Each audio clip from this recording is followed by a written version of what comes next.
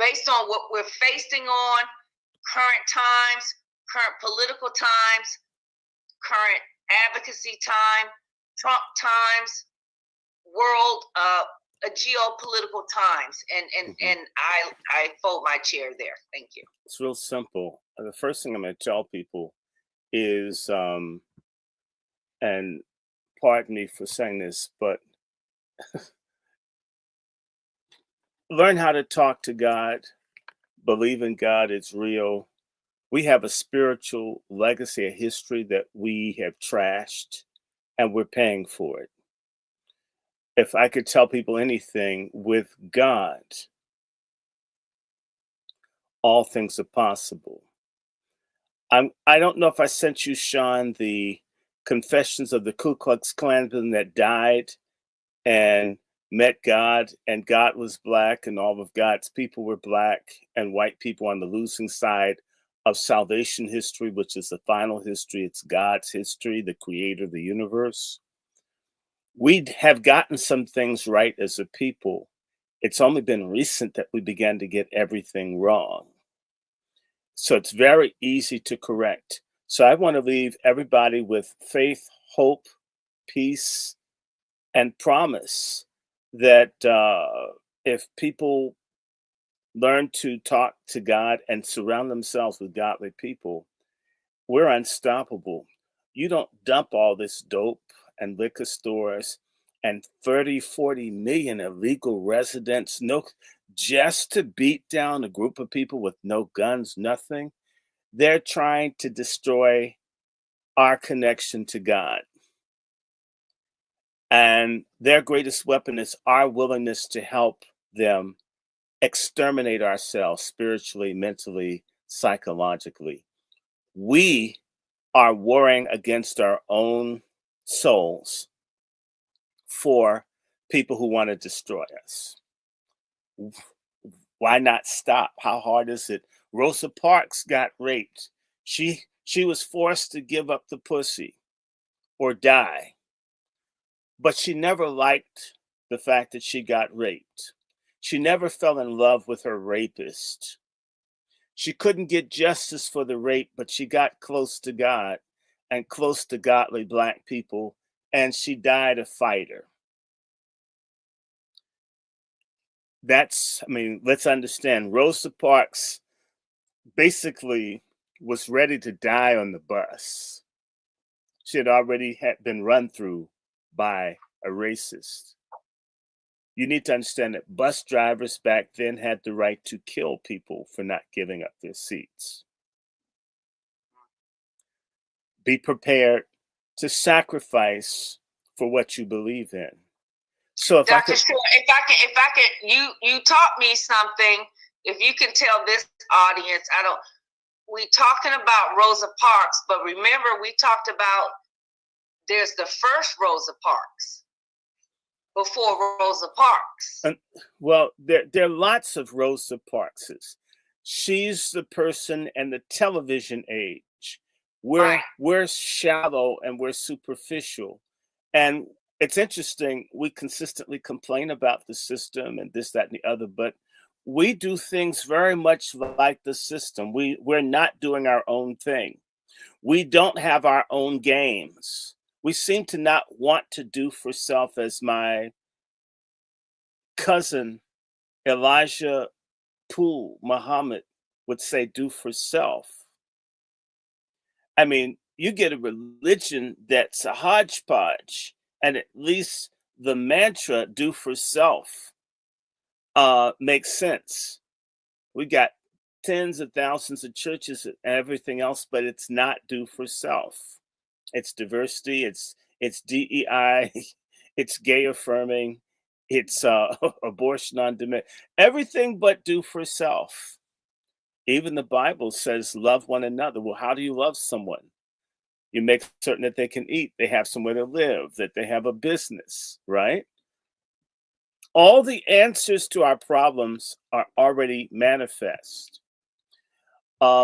We simply have not shown the collective will or desire to do what's right. There hasn't been a critical mass of people, right?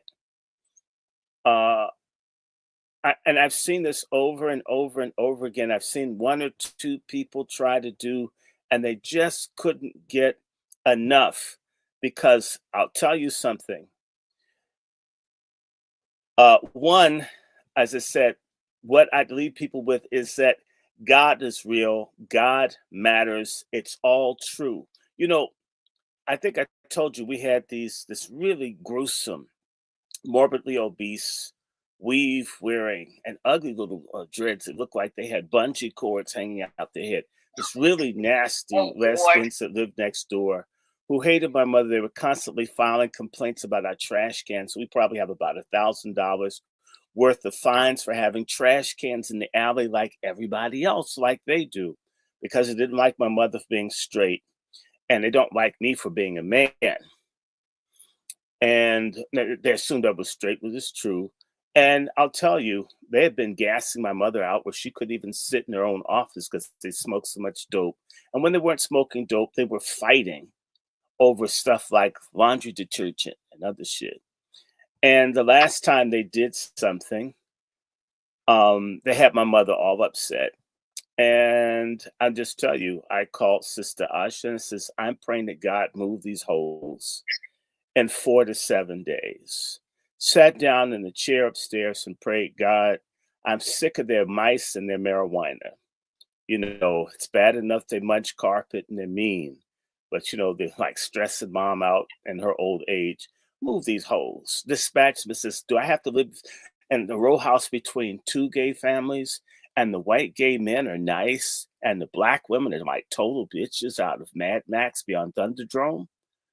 You know, do you know? I didn't know. I wasn't paying attention. You know, those hoes moved out 4 days later, just like I prayed. They came back on the seventh day, and I said it's 4 to 7 days to get the rest of the shit and disappear. Prayer changes things. Belief in God changes things. Not this faggot TD Jakes crap. Okay. Not that stuff. Not that plant a seed stuff. Not that. But like the prayer circles of our Black Civil War ancestors. We celebrate the Tuskegee Airmen because that's cool flying a plane. But imagine a black man with no gun storming white fortifications outside of Richmond with sticks because they didn't have enough guns. What your ancestors did for you. That's crazy. They believed in God. So there's this generation of black people, I could spit on you, who trash the God of the Bible. They trash everything that the ancestors believed in that helped us. You pick the sorry ass, fake, obviously degenerate TD Jakes and say this represents what's failed our ancestors. When there have been people like Adam Clayton Powell and Nat Turner and others who are doing everything right, and we're very, very evil as a people. We do the same thing that white people do. White folks pretend that they built the country when they know it's not true. We'll take something that we know is sleazy and say it's good. And that shows how far we are away from this God thing I'm talking about. Because if this were doing what it was supposed to do, a lot of things that we have, certain things just don't happen. The Black Wall Street massacre and genocide didn't go as well as the people wanted because a bunch of those people were armed and they were shooting those devils. It would have been worse had they not fought back. In East St. Louis, their fort was a church. In Tulsa, they were fighting out of the churches. When they were attacking the Wilmington 10 when I was a kid in Wilmington, North Carolina, they were shooting back outside of church windows. We serve a fighting God. We serve a God that looks out. That's the one I believe in. This bullshit, gay affirming, tongue ring, sleazy stripper dress, we have completely taken a shit on on God and what we've come from, because we don't have a perspective and we don't want one. So we need to stop. We need to get out of the hog pen that was co-created, because everything that we do is our bullshit compounded by the bullshit of the other people that oppress us. And we need to split the difference. We may not be able to take on all their bullshit, but we could sure wipe our own ass. That's what I'd like to. Accountability, responsibility, self-respect, self-love, investment in self, correction of self, punishment of self. And if you do right, like what you're doing for me today, saying thank you or God bless you, or if I can't do something, encourage you. You know, if Robin calls me all the time and says, Dr. Short, Dr. Short, I may not have an answer for him immediately. If I do, I'll send it to him. Do you follow? What can we do for each other? And it's considerable. I'm not saying anything new. People act like I'm so deep. I'm not deep. I fit in the canon of classical Black American Christian nationalism. Can I ask you a question? So speaking of that, you already know there's a dysfunction and there's a disconnect. You definitely have a deep spiritual. We have this deep spiritual Christianity, but that's dwindling. And it's not dwindling. No, let me just hear me out. I think it is. It maybe not with you, but I'm seeing it in the younger people. And is it because we're, preaching like the feel-good scriptures versus the liberation scriptures? It's almost like the current preachers are like picking and choosing, and then just like the slave masters did, they picked and choose the different, scriptures enslave us. And I think, and then this is I'm just being open, I think a lot of people are walking away from the church. That's one question. Well, and hold it. Stop. Okay. Don't give me 10 questions, because your stuff is long. It'll help you when you go to places, sister, to be able to give a short one, and that way you can get more in. If you do a long one, you've given a speech. It's real simple. Most Black people have never seen what our ancestors believed. It's never been demonstrated to them in the first place. So you can't know what you haven't experienced. Okay? The young people have been failed by the people my age. I've been perplexed by the people my generation have been dumb as shit. Ex people, we're fuck ups too. We're more fucked up than the boomers. So why is that, though? That's my question. I've already answered. I answered that prior, if you were listening. There were systems put in place to get us here. The problem is that we didn't have the proper defensive things. Like I said, the older generation always betrays the younger one in our community. We haven't decided to have sacrificial parents. We have accidental parents. A lot of fucking, not a lot of family formation. A lot of folks trusting television, trusting television for education, junk food and other stuff, right? To nourish us. You give your babies to your enemies to teach them.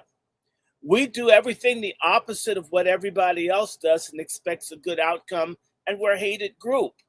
Damn, how retarded can we be? I mean, and there are things that worked. We used to have farms. People used to have their own food.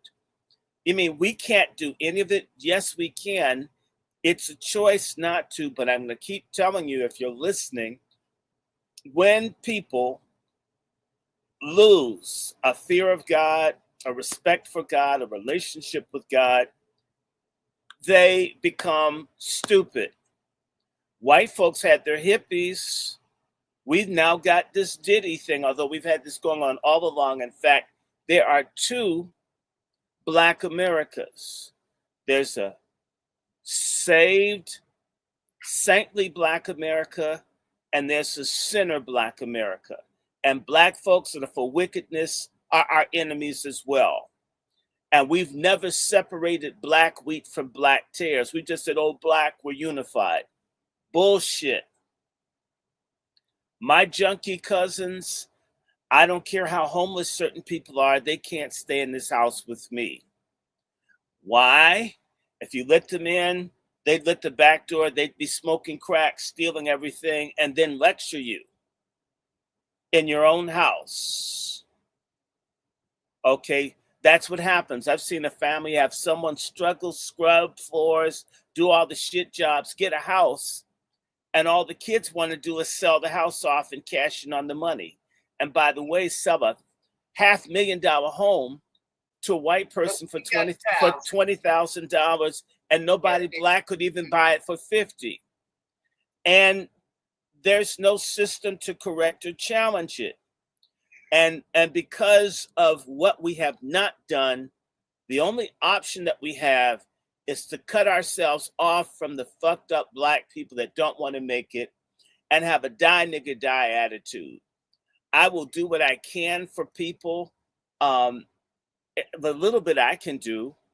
But if you, as I had to say to someone recently, you know, if you're calling me to help you and you've got a drug user in your house that's stealing everything, they're going to steal whatever I give you. You're going to call me and ask for me again like I never helped you once.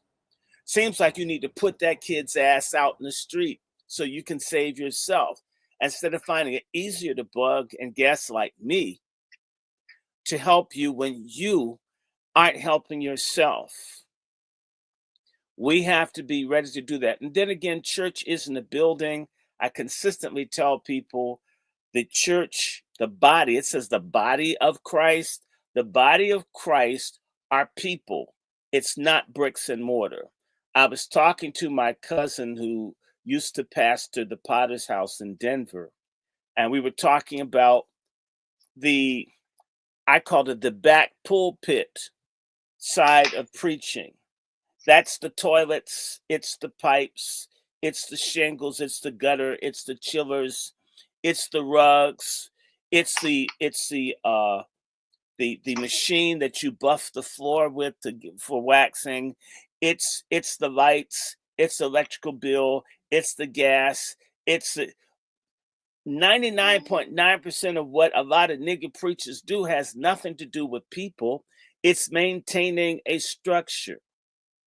And that's the problem. Niggas have idols. We're into things. We're not into God, and we're not into each other. So all I have to do is go to the free National Archives and look at and help people find their families. Years, I can do that in a matter of minutes. It's free. But when I go down there, normally everybody's white. The people whose families are intact are researching their family for free. And the people whose families are depleted, bombed out, and totally screwed, they don't go. It's just like when I taught, the most fucked up kids' parents never came to talk to the teachers, except to fight that teacher if they gave some structure to their child. Where we need to refine God. It wasn't always like that. But the whole civil rights movement was a spell cast on Black people. Speaking of the civil rights, don't hold on. Let me finish my thought. Ahead. The civil rights movement cast the spell on us. A lot of the people in the civil rights movement that we followed, these people on the legalistic side they were not doing what we wanted, and they were dreamers. In fact, they had a god. It's called white people. And most Black people worship white people. Now, they'll get mad if I hold this picture up. And you may have a Black Jesus in your house, but you act and live and think like this is him. Let me kiss him. Thanks for all Caesar Warday. Thank you. Thank you for 60 years. Okay, because the Black one's AWOL. We think, even when we say this is true, You'll still go to church like your grandmother's church where they still had that big white Jesus. I took a picture of it, Sean. Don't get Caesar militant up in here. Borgia. Uh-huh. Okay, so the white Jesus and worshiping white people, black people are pagan. We claim to be monotheists, but it's not. We worship dick and pussy. We worship drugs. We worship shit. We covet. We want to be like the other people who've been able to kick us in the ass. Proof of that is when we get on the police force, we beat black people. We don't touch white folk. When we get rich, we live with white people. We marry someone white that takes all of our money. We feel lucky. We hate God.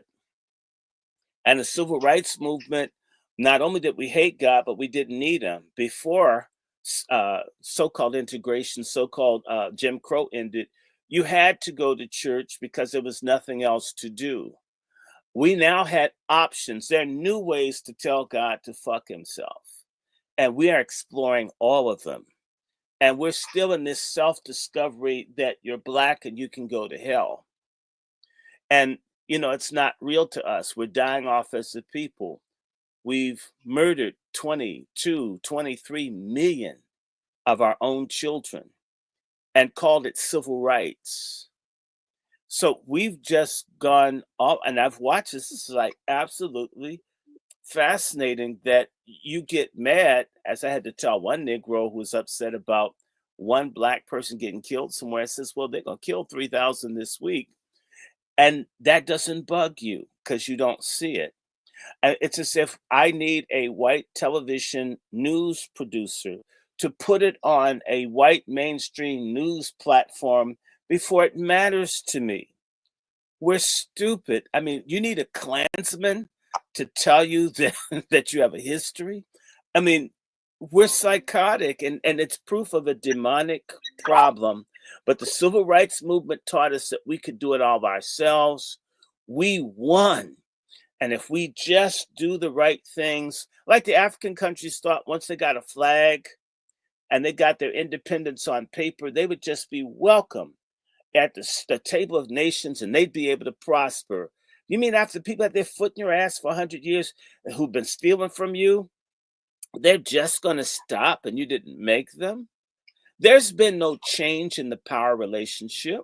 There's been no change in practically anything, or minor ones. But if we do get a change, it gets subverted. If blacks get a business, they sell it. If blacks come into a political party, they either lose control of what they did have, the Republicans, or they come in as insurgents as the Democratic Party and get co-opted because black folks worship whoever has the most money. If Diddy were broke, he would have been in jail years ago.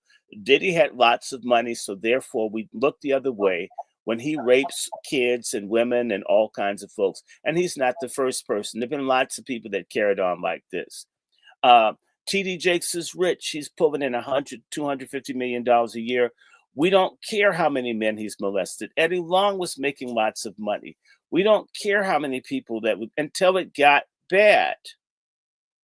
And so the music, we used to have good music. I mean, the music now, I remember being younger. I remember we were waiting for Stevie Wonder to release an album. People outside the record stores waiting for Songs in the Key of Life to come out. I mean, it's a major event for Black people nationally that Stevie Wonder has an album out because Stevie Wonder was saying something. These people put out sludge every day, and I see you can't even dance to it. It's so terrible. But they're doing well. Like Beyonce, she looked completely drugged out and anorexic. She looked like a mulatto scarecrow, but she got a Grammy. So everything that could point us to ground us, we don't like. Even the religious music in the church, oh, strange, bizarre, Kirk Franklin. I mean, even gay ass James Cleveland, I mean, could convey, unless you knew, convey some connection to God. I don't know what the hell Kirk Franklin's doing, but he's the biggest thing ever. Everything that would say, hey, let's stop and take a moment here, that doesn't exist. And that falling away began way before the civil rights movement. It goes back to the homoerotic New Negro movement, named by a gay for a movement that's gay. The Harlem Renaissance is gay.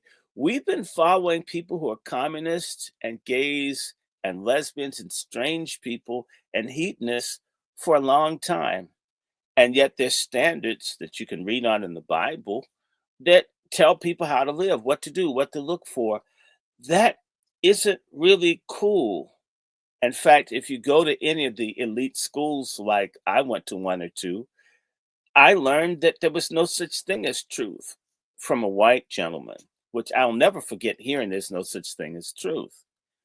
You see, there's been a war against the truth going all the way back to the abolitionist movement when Black folks began to, in America, connect to this, Christianity thing.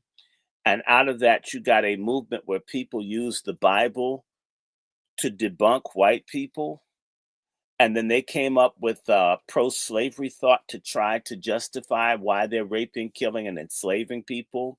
And ultimately, they lost. It was just less than 0.5% of the U.S. population was against slavery, and their asses won. We're 10, 15, maybe 20% of the population. If we believed and did the right things, we could beat too.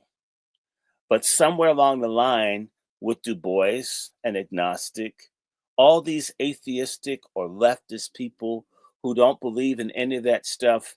I mean, I met Gerald Horne thanks to you, but if you look at Gerald Horne, their party that he's in is pro-feminism, pro-LGBTQ, the same environmentalism that Los Angeles burned up. Got all these great books. This man is brilliant, but there's no place for God or the kind of morality necessary to help us sustain ourselves with the kind of attacks that we face intergenerationally, where they're poisoning the food, the music, they poison everything. If we don't have God pushing for us, we dead. Go ahead. So that's my answer to you. And I do want to do the topic. So we started. Now I do want to talk about Johnson, from Johnson to Trump. Because I don't know, we got how many people? I don't know if y'all got, but I've got 7, 43, 50. I've got 60 people watching on the different channels. We're Dr. Short, we're here, and like the brother and the sister said, we're gonna let you cook. I mean, you could explain this transition from President Johnson, I guess, signing the Civil Rights Act to where we are with President Trump. In fact, go ahead. You're right, and we can even use that person. Today is the 92nd birthday of Walter Edward Fauntroy, the Washington.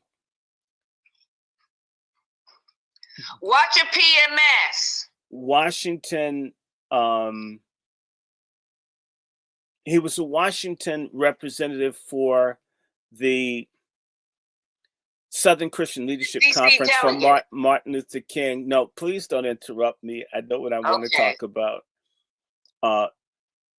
Walter Fauntroy was Dr. King's lobbyist to President Johnson and to the Congress of the United States. He turned 92 today.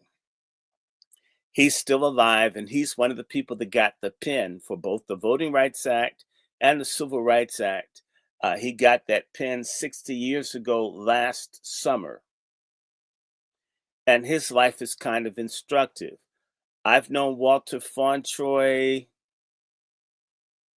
I'm certain I've known Walter Fauntroy since 1974. But I probably met him before then. I'm reasonably certain I did. But I remember picking grapes with Walter Fauntroy in the summer of 1974 out in Germantown, Maryland. And Walter Fauntroy went to Yale and all of that. And he is a good example. He was a committed Democrat. He's one of the founders of the Congressional Black Caucus. I forget what kind of Greek he is, but I know he's a Prince Hall Mason. He was a pastor and involved in one of the anti-apartheid movement people. All this stuff. His life covers it, in fact, really well. However, Walter Fauntroy, like a lot of people, and I'm not attacking my elder because I do have great love for him. His father was my grandfather's friend. His brother was my father's mentor.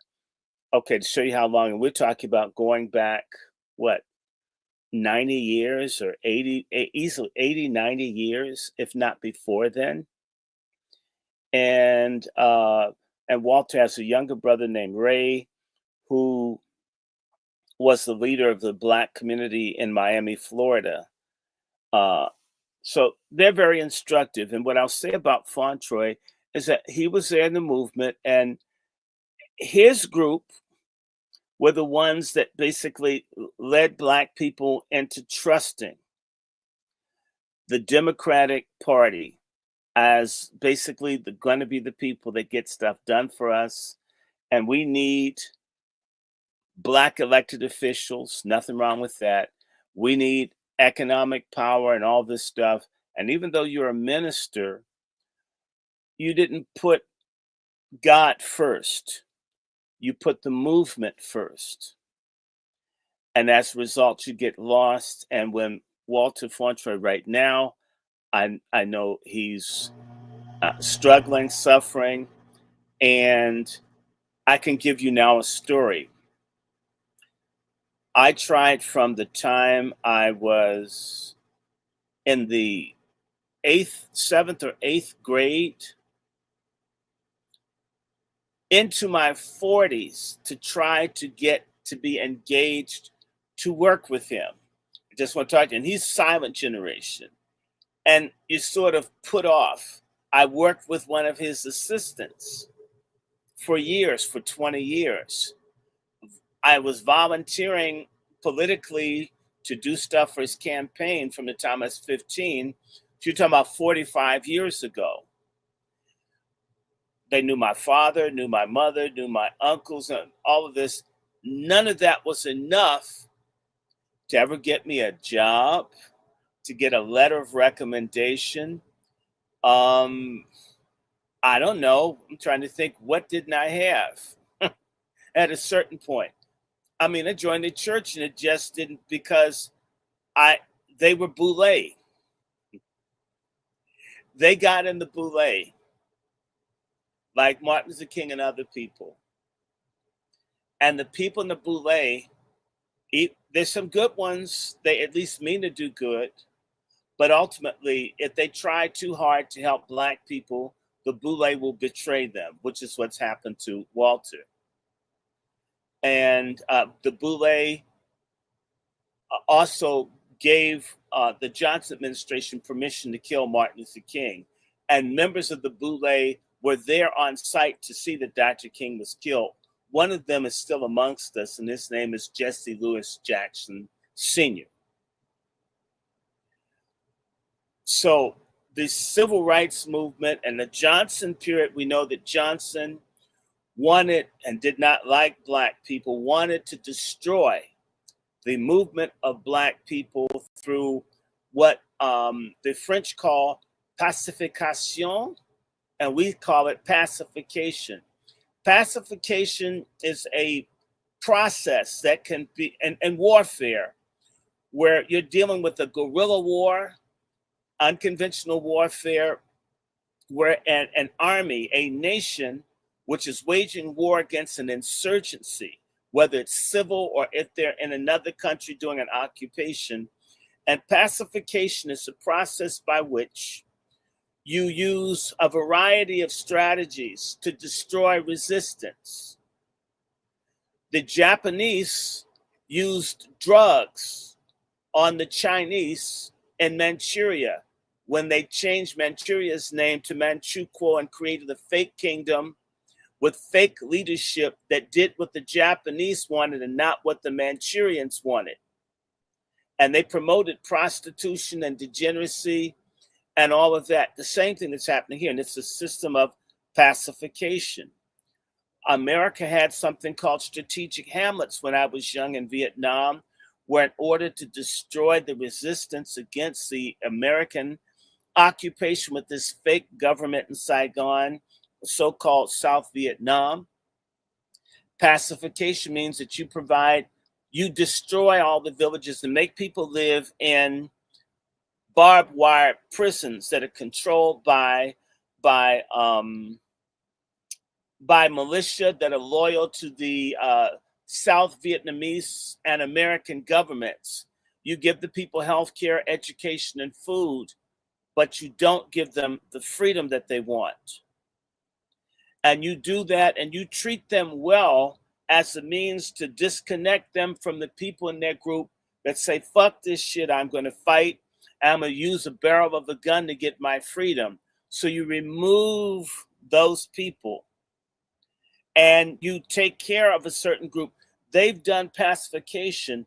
They gave a certain element of Black people good jobs and access as a means to cut off the head of Black people. Somebody like me doesn't typically hang with, they don't want you. I mean, the reward, when I worked in public television, I got in trouble for speaking to the Black people on the cleaning crew. I got in trouble for talking to the people that operate the cameras. I'm supposed to snub them because I'm with the big white people. I'm supposed to act like I don't know these people, like they're not mine.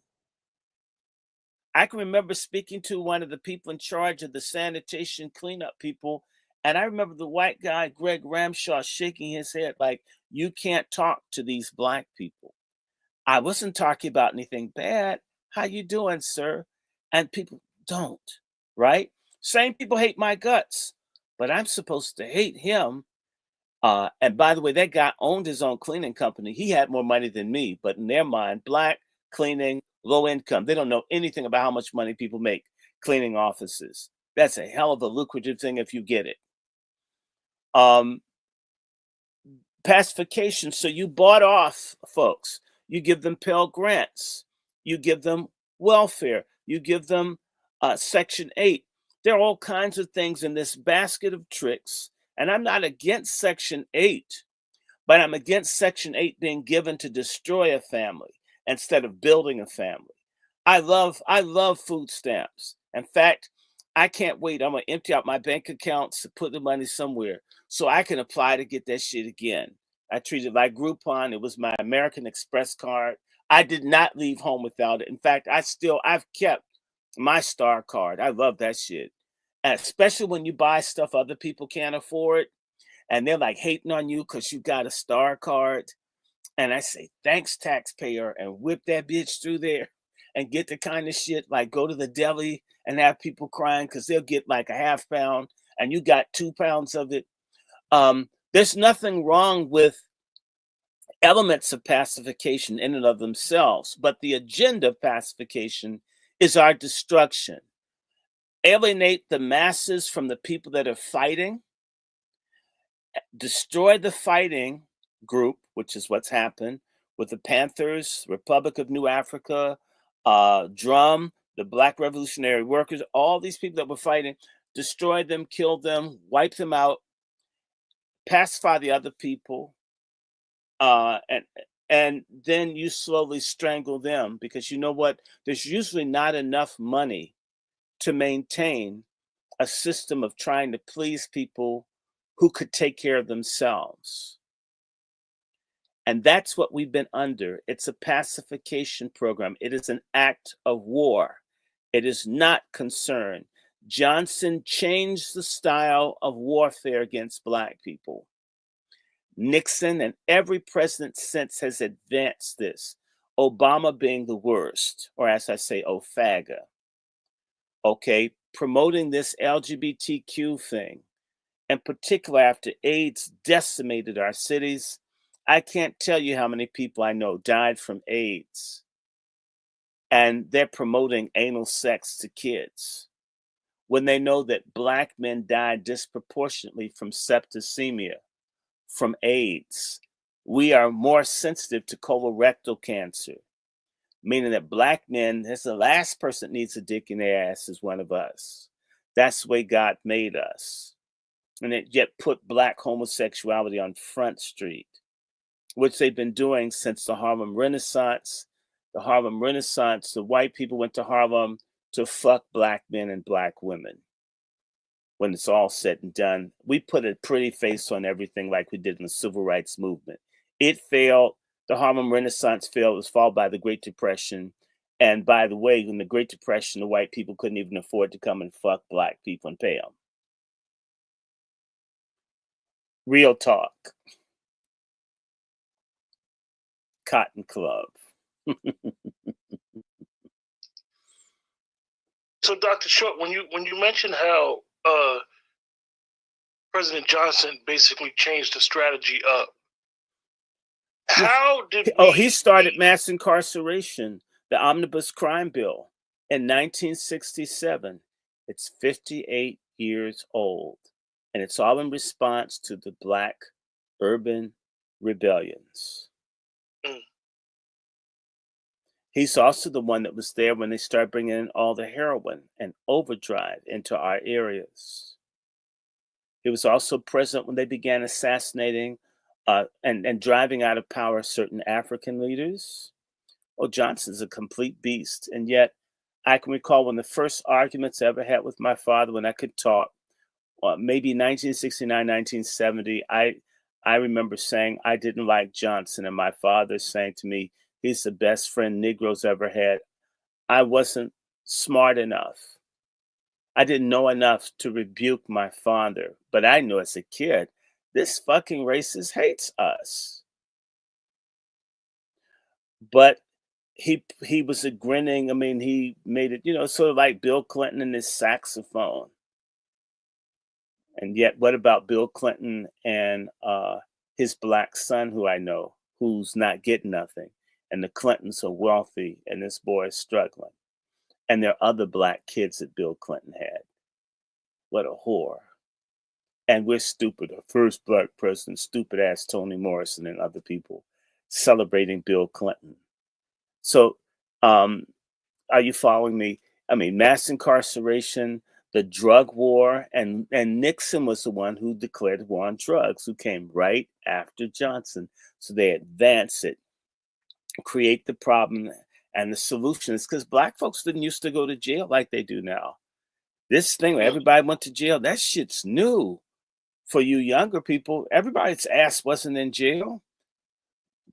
This is with crack. It just, everybody wasn't in jail. This shit is weird. That's what I'm saying. You need to have a perspective of having lived. If you're young, that's all you hear about. The slammer, cell block, my cellie. That's something frowned on when someone went to jail. Like it's a badge of honor. It was frowned on that you had a baby out of wedlock. We still use the word bastard, and we need to bring that shit back. Bastardy. We had all kinds of words that described the degeneracy in our community that we didn't like, that didn't represent black people. We don't want that shit.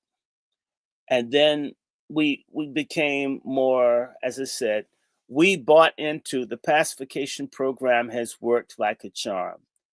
They also offered birth control in Vietnam. Let us help you kill your babies so you won't have so many hungry children. Okay, so this is a pacification project that started by Johnson.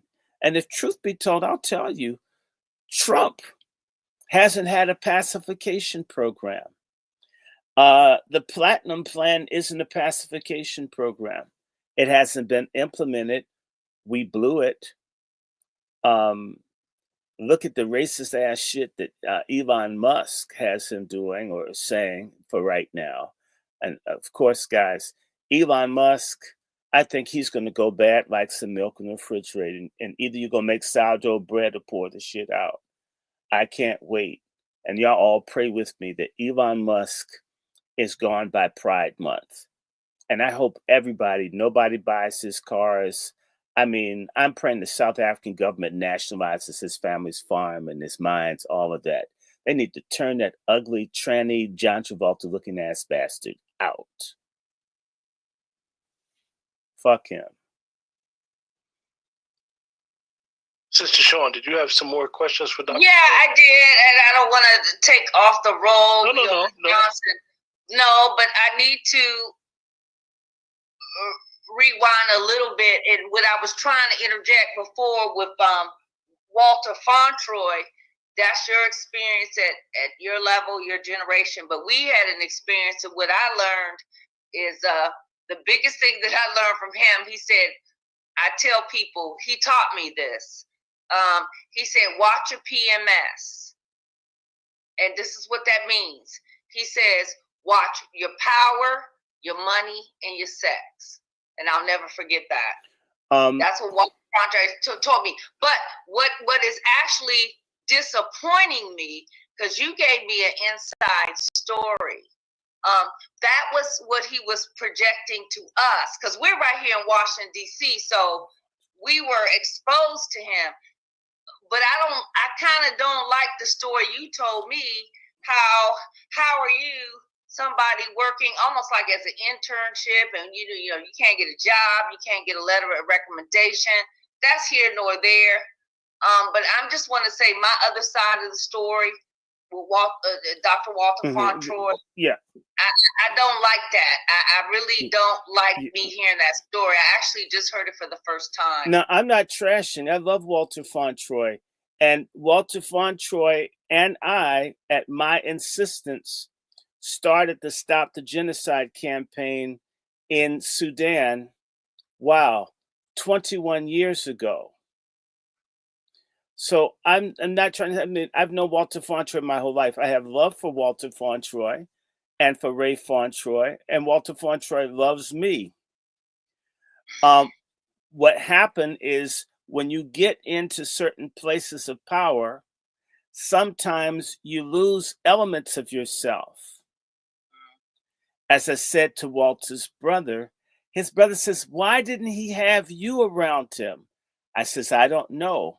I tried to get with, and I started early. I started in my teens, and I didn't really break through until he almost got destroyed. Then he appreciated me, but not when it could have been to his. If I had been strong, because Walter helped a lot of people. Most people don't know. A good example, Walter, again, is instructive. A lot of people know what I call nigger entertainment television, which is called BET. Most people don't know BET would have never existed without Walter Fauntroy. Walter Fauntroy made Bob Johnson work for Walter, and Bob Johnson was supposed to create Black education television. This is what Fauntroy wanted, to lift up the people. And Bob Johnson stabbed Walter in the back. And this is how a lot of no good Black people, a lot of Black people aren't shit. Don't lose sleep over some of them. A white cop is too good for some of them because they don't care. They don't, again, if you're a sinner, if you're a godless Negro on your way to hell, you're not really worth a lot of time because you're not loyal to anything other than your penis or your rectum or your bank statement or the dope that you're using or whatever you're drinking or who you're laid up with or whatever it is material that you worship. You don't care about anybody else. And that is characteristic of what we call success among that 10, 15% of Black folks that get 90% of the money of the $2 trillion that comes to Black people goes to them. And this fucked up state that we're in right now is largely their fault. We have enough of everything. A good 100 billion of those dollars would end all Black unemployment, homelessness, and everything else like that. They're not going to do it. Michael Jordan's going to give that money to that young white woman. It's never coming to us. Tiger Woods going to give it to that Swedish hoe who beat his ass with the golf club. We should have beat him first. You know, the white woman, she's the star. She's my man. Shoot. She's my little star, right? So again, Walter lost contact. I remember when Walter was going to run to be mayor of DC, and he went and he was talking above the people. The people didn't know who he was. He imagined himself as better known. He was known in circles. We Black people live in our little coon bubbles. We don't, again, I let people know my goal is not to be famous. I'd like to be useful, effective. If I did something, I helped someone, great, the task got accomplished. Walter went out and was talking to people above their head and talking about Congress. And that didn't mean anything to the people that he needed to get out and come and vote for him, because he was so busy doing the things he was supposed to do as a congressman, but he was under attack. Walter Fauntroy could have fed everybody in the world, and the Washington Post, owned by GCPs, hated Walter Fauntroy. He couldn't get attention. There was a media blackout. He's under COINTELCOUNTERPRO. They didn't want any new leadership for Black people. And even though he got into Congress and all of that, they limited how much he'd be able to do, right? And at the same time, they didn't do the kind of investment in young people like me. I'm saying I'm 15 in your office working for free for you. That doesn't, I watch white kids, if they're halfway involved, they snatch them in. The older Black people have such contempt, and they're such betrayers of the succeeding generations. I mean, if you're not the same age, you're not a peer, fuck you. I couldn't be born in the 1930s because my mother wasn't born in the 1930s. I can't be a generational peer. That wasn't God's plan for me, but I'm here right now. Do you follow what I'm saying? And I've dealt with a bunch of these silent generation boomer types who would not engage or work with you because of your age. And it didn't matter. I mean, Manning Marable's possibly moist communistic ass. Okay. Yet you had the little gay Asians help you do the book on Malcolm X. I was applying to Columbia. You gave me thumbs down. Fake ass Cornel West gave me thumbs down. I mean, had all these people do this, and I'm thinking, damn, when you come out of Harvard and you got what would it take for me to be able to connect? And the thing is, you need to be in the boule. You need to be Greek. You need to be gay. You need to be a communist. All this shit we don't need. You need to support baby killing. You need to be for Pan-Africanism that helps Africa, but there's nothing in it for Black Americans. You need to be for the illegals. So a lot of these people got into this heavy, hardcore, leftist, democratic, communistic type stuff, and there was a disconnect. Okay, and I'm not saying that, I mean, Walter's Church is right there on 8th and T Streets, New Bethel Church, building housing and all of that, but you didn't connect to certain people. And maybe you didn't have to, but you create a cadre. A lot of times Black folks want to be the only ones, or it's select people that can be. I mean, Trans-Africa no longer exists. I volunteered for like 2 years at Trans-Africa. It's gone. Randall Robinson, these people are kind of nasty to you. Can you imagine you go to volunteer and the person's being nasty? Like, what are you doing there? Instead of saying, thank God there's a young Black man that's here that cares about the world, give him something to do. The one person I know that wasn't like that, and I'll tell anybody, I don't care who doesn't like her, C. Dolores Tucker. if you had anything going for you, she, of course, mostly helped females, but if you were a male, she'd grab you, do something with you. And she's from the Bahamas. Old school, by the way, people from Bahamas and Black people from Canada blend better with Black Americans than any other group of Black folks from other places in the world. I guess it's the closeness. But these other people, they had no use for you. And I'm thinking, wow. So there's a disconnect. And a lot of Black folks that civil rights went to their head, that now, whereas back in the day, Jesse Jackson hadn't gotten a degree. Jesse Jackson didn't complete divinity school. When Jesse Jackson got with Dr. King, he hadn't finished school, not really, or maybe he finished his undergrad. Some of us, Raman is better educated than most of the people that were around Dr. King. So we're better educated than ever before, but we're not welcome because, one, we're not Boule, one, we're not a certain age group, one, we're not Greek or whatever, or we're not in some secret bullshit society, whatever. And we don't bring people along. We have a problem in our community, in our race, of successorship. I talked to Raman for selfish reasons, right? I mean, this 13th of February, right? It will be 3 years since I had a heart attack. I've had 20 things nearly kill me. I'm gonna die.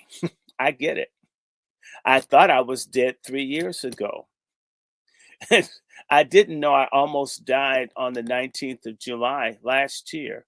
Would have died had I not gotten to the hospital. I would absolutely be dead. You wouldn't be talking to me. And there are other things, bacteria and shit, something almost like hepatitis that these people poisoned me with.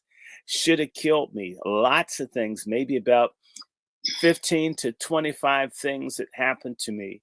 People giving me drugs that were causing me to have hemorrhaging on my brain. I should be impaired mentally. And again, thank God. So yeah, I believe in the damn Bible, and all the people who don't get it because you had some church abuse or you saw some fraud nigga on television has nothing to do with the Most High God. The Most High God of Frederick Douglass and Harriet Tubman and Henry Highland Garnett and Rosa Parks and the righteous Black people whose asses pictures you got on the wall. Take a couple of minutes to find out what the hell they believed. If you say you like them and you admire them, why do you reject all their core principles? You're fucking hypocrites, the Black community. Can't have it both ways. Oh, I admire Rosa Parks, but Rosa Parks committed Bible believer. Well, that don't have nothing to do with what? And I'm a god and shit. Can't wear a condom, can't pay child support, can't stay employed, can't keep shelter, don't have a regular income, and you're a fucking god. Or you have a BBL that leaks at night. No, what if you use Gorilla Glue or whatever it is? I mean, you got enough tattoos and shit to be a samurai.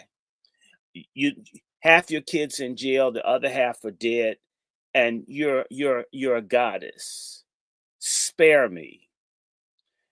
This is the kind of stuff that emerged. They wanted this. People need to remember Henry Kissinger, National Security Advisor to Richard Nixon, whose administration came after Johnson, says the way we can destroy Black people is with homosexuality. But even before that, Margaret Sanger, who was a friend of Johnson's, who got stupid ass Coretta Scott King, who's confused, it shows to her children, well, most of them, Planned Parenthood, and even this USAID. I see niggas crying over USAID. Do they know the United States Agency for International Development is for the extermination of Black people, and they have an office on population that got money from Johnson to reduce the number, in particular, of Black people and other non-white people as a means to continue Anglo-white American domination. And if we gave lots of birth control and we promoted homosexuality and all this shit, it would reduce the population. We could save 90 cents on the dollar using birth control and population reduction and erasure procedures versus having to send armies abroad to kill people like they did in Vietnam. It started with Johnson, got continued by Nixon. You had stupid ass Gerald Ford. The only person who fucks up on the stairs as much as Gerald Ford was Biden. Biden would, I mean, both of them fell going up the stairs. It's some old white man thing, but I guess it's so superior. They fall up the stairs instead of falling down. I mean, they're above gravity, I guess. Anyway, Gerald Ford, who was a fuck up, whose claim to fame was destroying Adam Clayton Powell. If you wonder why he made his bones destroying the most effective black congressman we've ever had. More effective than all 60 plus of what we've got now. And that's being high yellow, questionably black. Screwing white, black, and Latino secretaries and making all kinds of junkets did more for black people than the entire black congressional population combined for the last 60 years. Damn. Now, and by the way, Nixon was there when Powell died, and Nixon was there when they got rid of Whitney Young, who was a good black leader. Jesse Jackson's there to watch them kill him in Nigeria. He was there for 2 black assassinations. That's why his ass looks like Jabba the Hutt being wheeled around. He doesn't know where he is. When he dies, watch all of the children out of wedlock sue for his estate. What a day that will be when the truth I shall see. Okay. And so let me see. Jimmy Carter. Hello, I'm sorry, Dad. The black community worked very hard to get me elected to president, and I betrayed them. And a lot of goofy Negroes thought that because I helped them build housing, and he's the same person where they started destroying housing that black people were in. Pruitt-Igoe should have never happened in St. Louis. The black projects that they blew up, they bombed. They didn't hate the buildings. They hated the people that lived in them. Jimmy Carter supported apartheid in South Africa while talking about human rights. Jimmy Carter and them let the Cubans and other people come over and dog out the black people in South Florida. Jimmy Carter, please. I mean, only thing he did right was like help people after he was president. And of course he died, which, I wasn't going. It was cold as shit. I was not going to go out and stand in line for that. Preserve my body heat. Amen. We need to stop crying over people. We need to cry for ourselves. We need to cry to God. Okay, so I did Jimmy Carter, completely unimpressed. Damn. Who came after him? Ronald Reagan, who really jacked up black people. And by the way, the Congressional Black Caucus is led by Walter Fauntroy. Got to give him his kudos. He kicked Ronald Reagan's ass over South Africa. God bless you, Walter Fauntroy. When I love you, I can tell people what I don't like, but I can also tell people that Black Americans saved a whole lot of lives raising hell. The problem is that we didn't have a movement for ourselves. In fact, the anti-apartheid movement was the last time we were really doing something that was for somebody else. And it took somebody like Reagan, who didn't give a fuck about black people, to get us to do stuff. We do best with Republicans that can't stand black people. They got something going on with your audio all of a sudden, Dr. Short. Okay, well, it's look. You guys just bear with it. It's weird that he was talking all this time and all of a sudden the audio just dropped like he's like in a wind tunnel, but nothing has changed. It's just something that's not picking up. Go ahead, Dr. Short. Okay, can you hear me? I can hear you well, but it's a little distortion in the audio. If y'all think this is a coincidental, y'all don't know anything. Try to mute your mic, Dr. Short, and then let me leave and come right back, okay? And I'll keep talking to my audience. Let me see. That's like 40, 50, 60. We got about 70 people. Hold on, but I'm going to just come right back, Dr. Short. Okay, I'll treat you white. Okay, y'all. I'm just giving retrospective of being I cut my hair off so you can't see all the white, so I can like fake like I'm young. Not that I'm worried that much. I don't. Let's try this again, y'all. Yes, strange white guy. Nothing strange about anybody thinking. The man ain't supposed to be here. Okay. I mean, he's had multiple instances just on last year facing death. And I got the pictures. You don't know I took some pictures where he was sleeping in the hospital. Okay. So just knowing he's here and he's still standing, he's strong, and he still had his right mind, that says a lot, because many are not able to share like he's sharing, and they're not here. So again, I'm just sitting back and let the man cook. Let him fillet, let him saute, let him grill, let him fry, let him broil, all of it. Because again, I know the man shouldn't be here, and he's here, and we know it's by the will of God. Period. At the end of the day, people sleep on God. They sleep on the power of God. God. And the question that Sister Shawn asked, what would you say to us if you could leave us anything? He led with God. At the end of the day, nobody can say that Dr. Short is not a God-fearing man. At the end of the day, hate him or love him, he gonna whoop you with some black, he gonna share some God with you. Or gonna share some God, he gonna whoop you with some black. Well, now I say black, I'm saying he's gonna expose those folks that are enemies to God. And I say enemies, I'm talking about the 6 things that God hates and the 7 is abomination.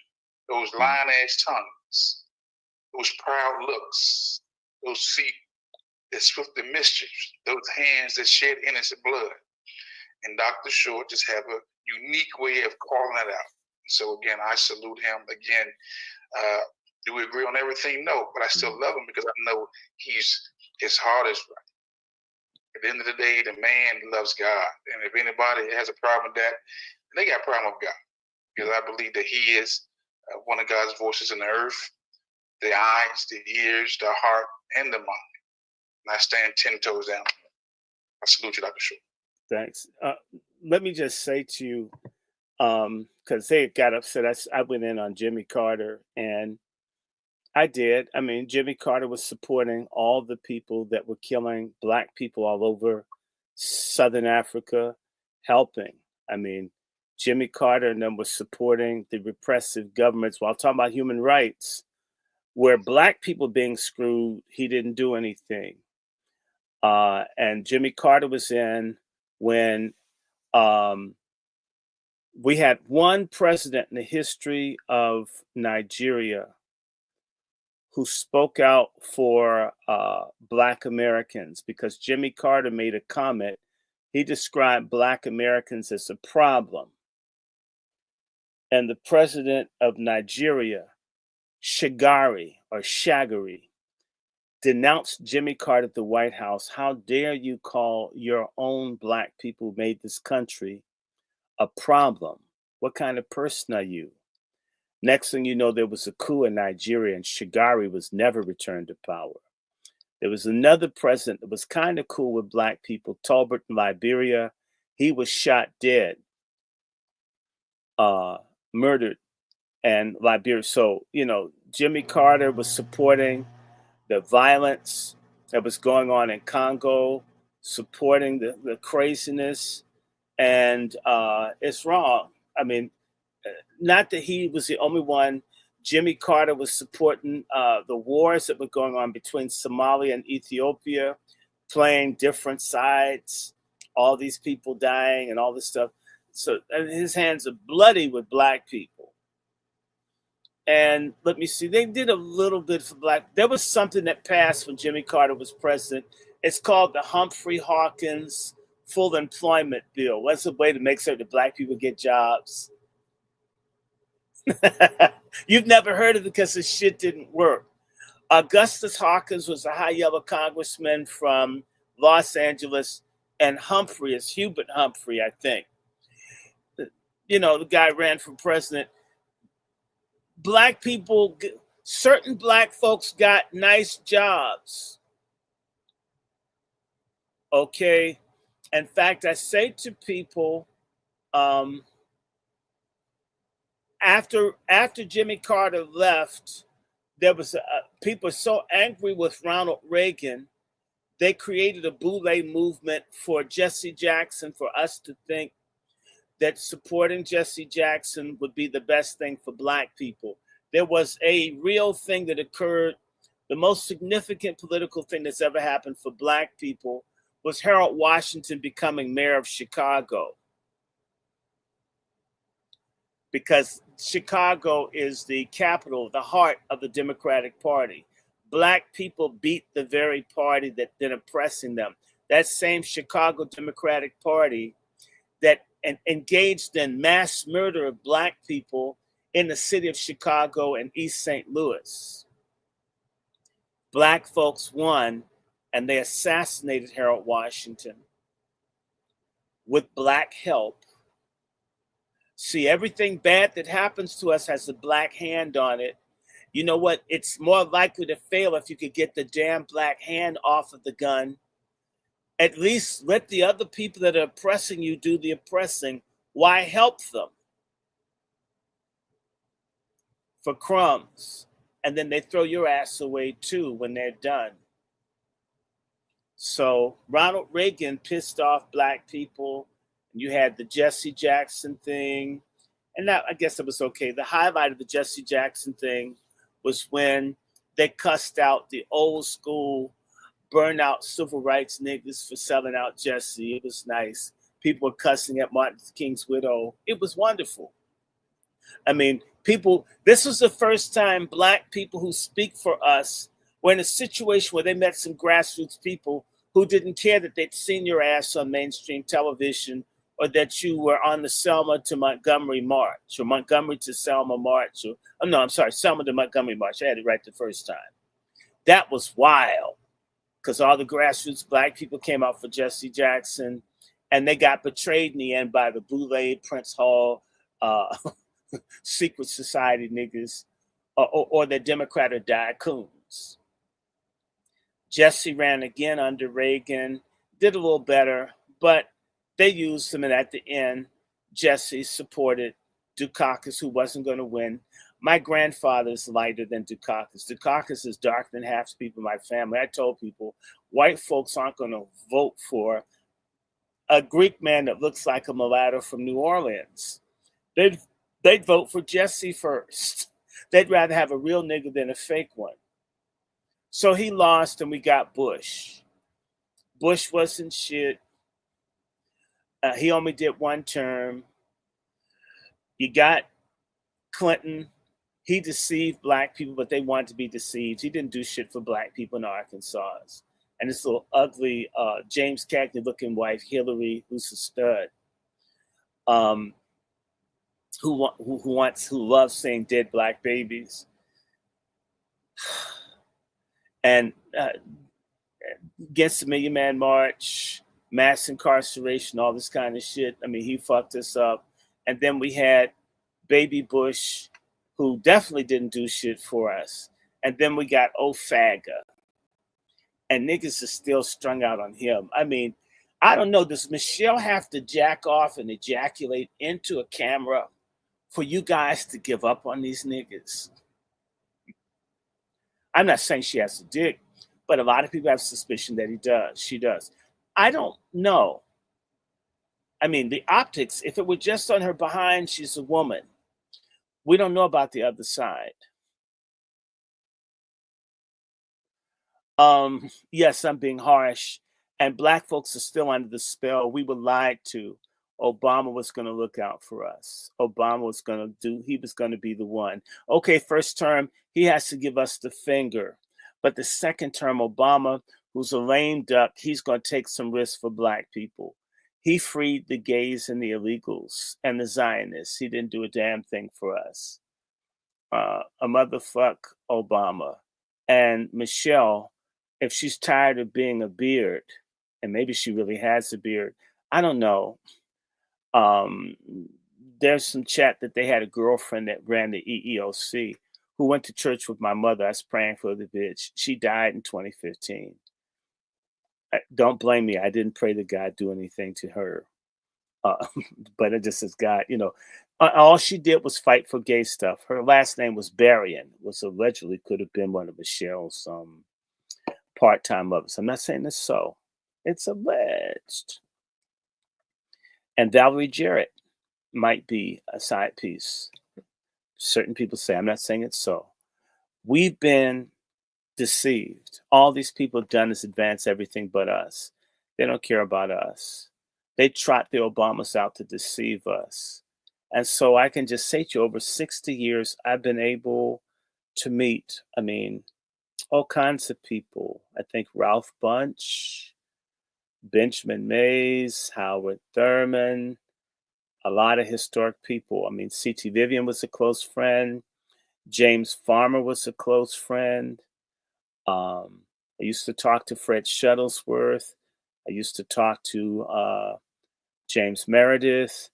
I was very tight with Kalia Clark, wife of Bernard Lafayette, a freedom fighter. She's also the person that was an assistant to Medgar Evers. Used to volunteer with Medgar Evers' wife. Used to work with Jesse Jackson's publicist, Teresa, I forget her last name. You name the people, I've dealt with them at some point, been involved, like I said, at Trans-Africa. I had to embarrass Randall Robinson right there in Trans-Africa when the niggas said, "Who are you?" And we were in the Arthur Ashe Library in the Trans-Africa building. And I told him, I'm the cousin of Arthur Ashe, the nigga that paid for this place. And he shut his damn mouth. I met fake ass Alex Haley. There's so many different people. Felicia Rashad.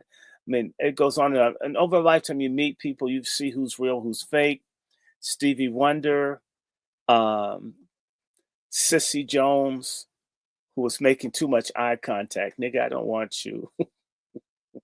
You're too into white women. Even if I did swing both ways. Gee, creepy. Chuck Berry, you name them. Dick Gregory was a good friend. I don't know how this is because I don't go running looking after people. C. Dolores Tucker was a good friend. Dorothy Height liked me. I had a chance I always wanted to understand what's happened with Black people. So as a result, I'm from a very early age, oh my God, my dad was buddies with Richard Nixon, speechwriter, whose name is escaping me. My dad was friends with the gentleman who was the Interior Secretary, James Watt, who got kicked out under Reagan. Because my parents were super active, and for whatever reason, we met all the racist people, Pat Boone, David Wilkerson, Billy Graham, because of my preachers, because you just meet all these people. So your life, I've been meeting over a lifetime, all these different kinds of people. Sometimes you don't even know who you're meeting because you grew up with them. They're in your house. You know what I'm saying? I don't know. People trying to recruit my father to join up with Jim Jones. And my father says, I'm not going to help him kill a bunch of niggas in the jungle somewhere. And they weren't even in the jungle. And then they went to the jungle and they killed him. My father called that shit early. That's over this last 60 years, you see a lot. You see things that the mysterious killings of prominent Black people. The first dean of the National Cathedral, who was standing up around apartheid, and they may have killed him during heart surgery. Dr. Nathaniel Porter. So I met Bishop Tutu when I was 10. And I've just been meeting these people over a lifetime.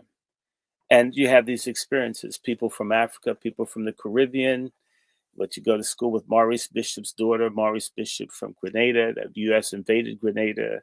You meet Carlos Brown, one of the resistance leaders, where they did the genocide on blacks in Panama. And that's being involved with various people.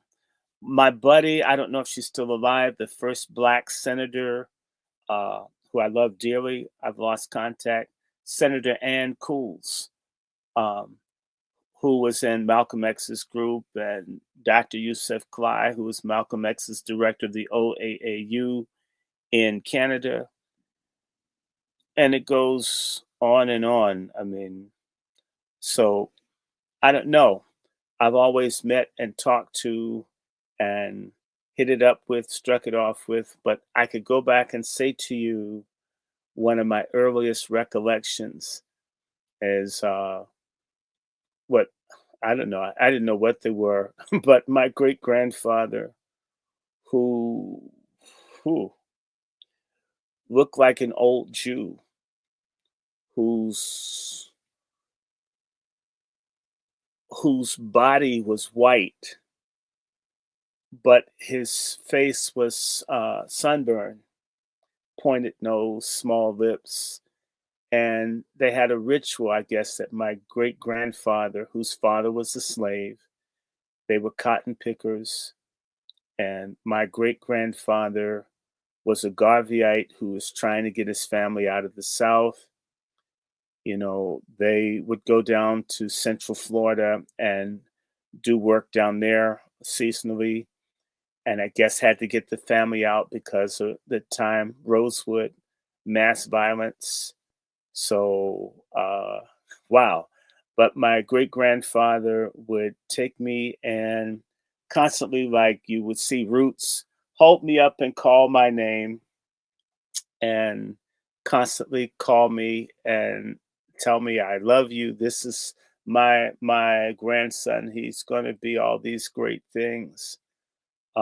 And he would just call me and just do it, just hold me up and say, you know, you're a baby of promise, right? Sadly, my great grandfather, who had been through a lot, when Dr. King was killed in April 1968, which I remember vividly, I think the trauma, because the riots on 8th Street are just blocks from where my grandfather and my mother and them all lived on 4th Street Northeast. Which is one block from the biggest abortion clinic in the city that was built up. It's awful. And all the little nigger preachers, one of these black women talking about racism, the bitch was singing This Little Light of Mine, initiating and opening up the abortion center. But my grandfather, I think, Dr. King's assassination, I think it broke him. He died shortly thereafter. It's just a recollection.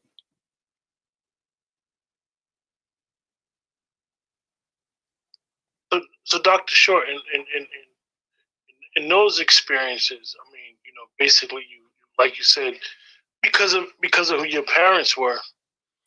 Yeah. Well, do you feel like you were like groomed or basically birthed into this fight? Let me be clear about a couple of things, and because I can go back. Black people are a paradox, and we're a bunch of contradictions. Okay, and it's really weird, right? The more I learn, the more it's just weird. Okay, one of my grandfathers was a white preacher that was raping his African female slave. Another grandfather had at least 10 or 12 children with black women and didn't free any of them. So my third great grandfather, who had the name Short that he got from his father, who claimed him in taxes and everything else but wouldn't give him his freedom, was so white they have black and white on his tombstone. I said, um, and I think he married a white woman whose father was an abolitionist, Quaker. And then his son married my grandmother, Betty Drake, one of the rare people I've been able to find on my family tree. Betty Drake's father was from Africa. Okay. And so I have this bunch of Indian black family and or black, white and Indian. So shit's strange. So a significant part of my family are people who were white that owned black people. So I don't know, groom, they certainly wouldn't have groomed me to be like I am. But then again, I have a bunch of relatives, mostly those who are white, who were Quakers, who are anti-slavery. So because I wonder, where does all this shit come from? So I'm thinking of my great grandmother Ann Short's father was an anti-slavery abolitionist farmer in North Carolina, which is some crazy shit. That's crazy. You're 1850 trashing slavery in North Carolina. That doesn't even make sense to me.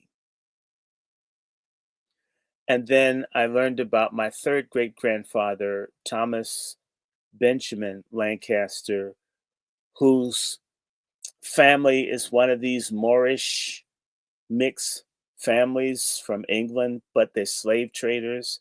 So my fourth great grandfather owned a minimum of 25 people.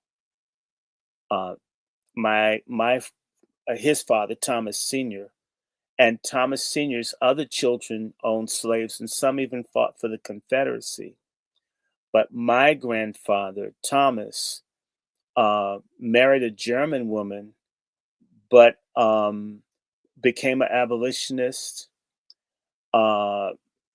refused to have anything to do with slavery. And when the Civil War came, he volunteered at the age of 70, and he fought all 4 years of the Civil War. He hated slavery so much. And all of his children, other people, fought in the Civil War. His son, who's my second great grandfather, served in the Civil War as both a black and as a white. To make certain he got the pension, he had a name George Green to pretend that he was white so he could get paid.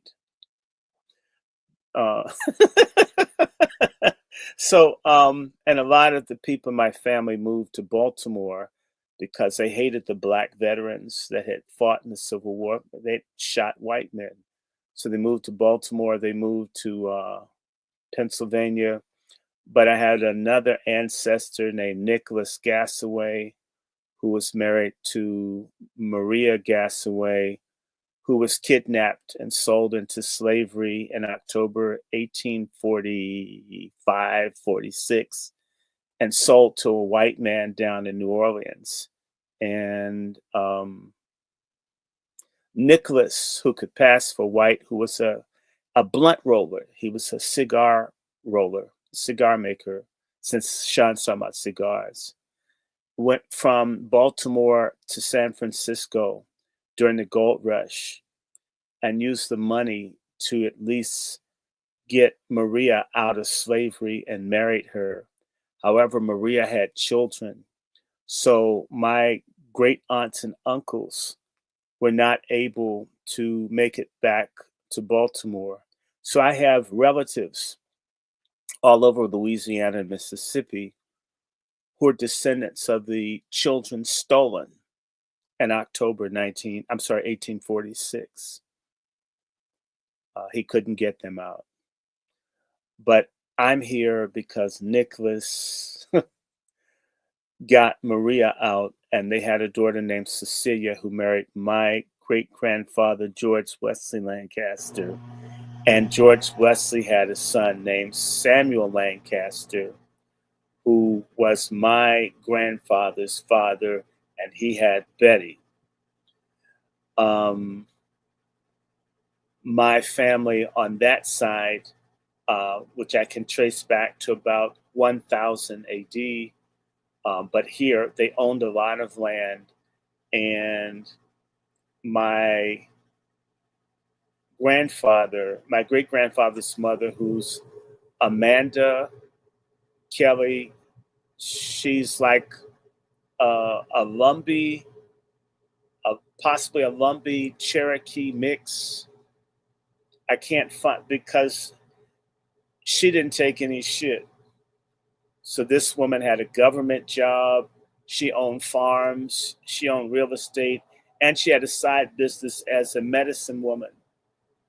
When people couldn't go to the hospital, my grandmother used to treat people with traditional medicine. So if you hear me talking about herbs and all, it runs in the family. My grandmother would see clients on Thursday. She had a really nice house around on 13th Street. I know you've been to DC. If you go to 13th Street near the Circle, man, there's massive homes. And my grandmother had two, as well as a farm and some other things, and a house in Southwest, which the government stole in the 50s.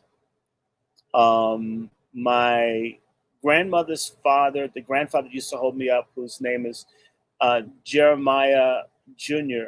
Sellers. My family's Jewish, Indian, and Black, and of course, German. And my great grandmother used to march around with a gun. She hated white people. I think somebody may have raped my grandmother, because we have family in Pittsburgh, which means my grandmother had a sister. The way they were described was she had a very pointed nose, thin lips, very light skin, straight hair. So probably when the GCPs raped my grandmother, who was a Seminole, a Miccosukee Seminole. My mother's people were Creek Indians who were part of the Seminoles that fought the U.S. government. They live to this day in the remote areas of Tennessee. Some of them decided to merge in with the Black population, but they live a long time. I have a cousin, she's 93. We have people live as long as 120 years. But my great grandmother, everybody was afraid of her. And that's probably why my grandfather moved my grandmother, I guess, to keep her from getting raped down in Georgia, where they're from, down in Wilkes County. It's still nasty down there. It's very uncomfortable to go down there to visit. I've heard stories that if you even spoke to a white person, they'd stomp you out in public. I heard this from my cousin that lived to be about 106 years old. So my grandmother would carry around a Colt 45 pistol and would cuss at people. Everybody thought she's crazy. So I'm really not militant compared to this. I mean, I think she's more Juan's kind of person. Now, my father's father, and all of his uncles and all, the ones that come out of this line, they were kind of violent. I had about 5 or 6 great uncles, and they all went postal. They had a mass shooting situation with white people down in North Carolina. So none of them have a death certificate because they disappeared. Typically, they'd run over from North Carolina to Virginia and change the name to Freeman, whatever. I mean, I don't know. And my grandfather and all my cousins, all of them moved to Philadelphia and DC, Baltimore, usually after some kind of violent altercation down where we're from in North Carolina. And as for my grandfather, who's my mother's father, Jeremiah, he was a Garveyite, and you can't be a Garveyite down south. That's crazy. So I don't know if I picked my father's mother. would call and cuss out Eleanor Roosevelt on her personal number in the White House. She's very active. So, I mean, so I don't know. My dad, to me, was my dad wasn't involved in stuff until after Dr. King got killed. So he's kind of coonish. My mother went to the marches, was out marching with Sidney Poitier and all of them in 1957 and then in 1963. And, my mother had a dream opportunity. If you've heard of Barry Goldwater wanted to have a Black assistant, and he picked my mother. And my mother had an opportunity. My mother turned him down. A lot of people wonder, a lot of stuff, Juan, you guys know, opportunities come to you. But at what price to your people?